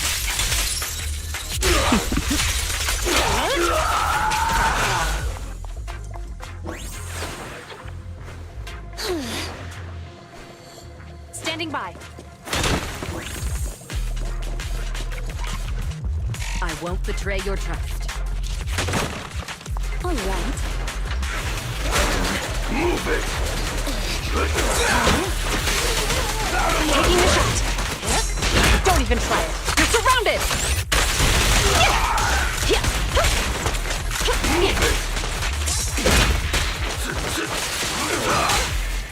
Dance, dance! Let's not disappoint our customers! Locking in. Don't even try. You cannot stop me. An opening! Securing the perimeter.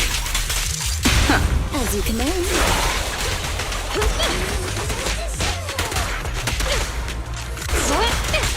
I'll take over now.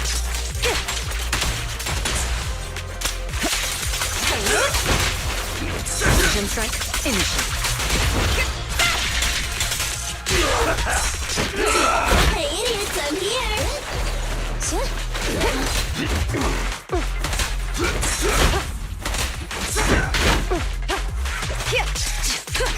Out of my way! Smash 'em!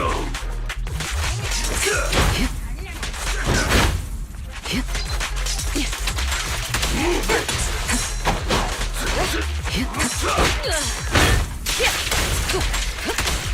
Neutralizing the threat.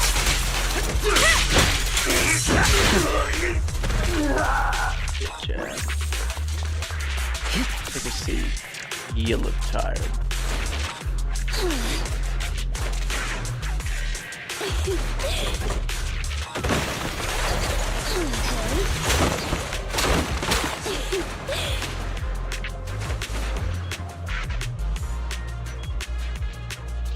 You're welcome, Archie.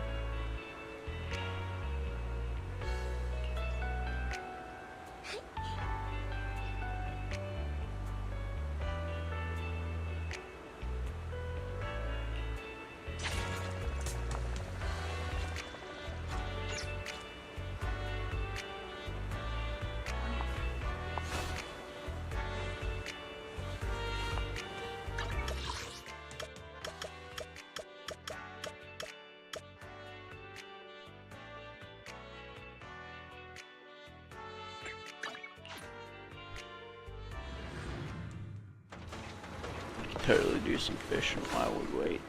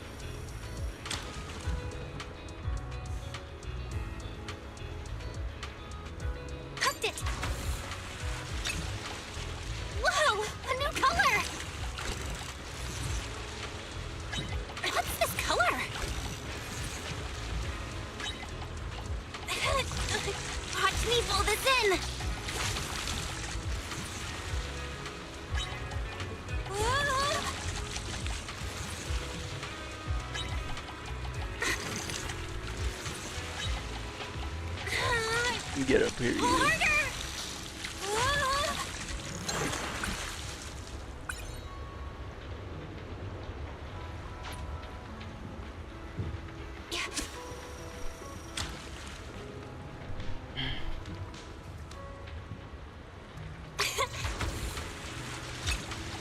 Alrighty, guys.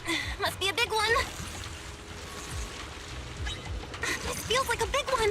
I hope you've enjoyed this stream. I'm just gonna ride it out for these last few minutes. Didn't really do a whole lot, but you know, you'll have that on them big jobs. Watch me pull this in.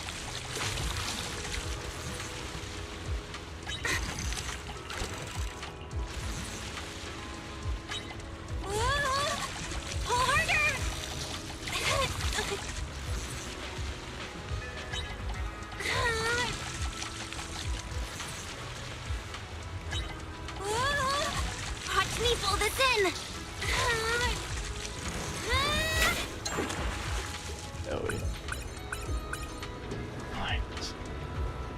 25-kilogram fish. That's a big ass fish.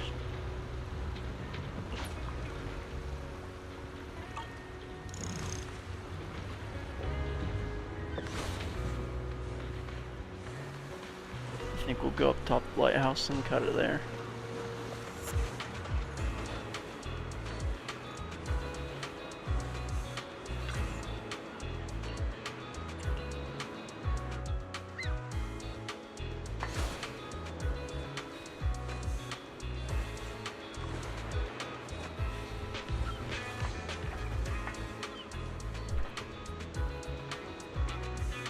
Well,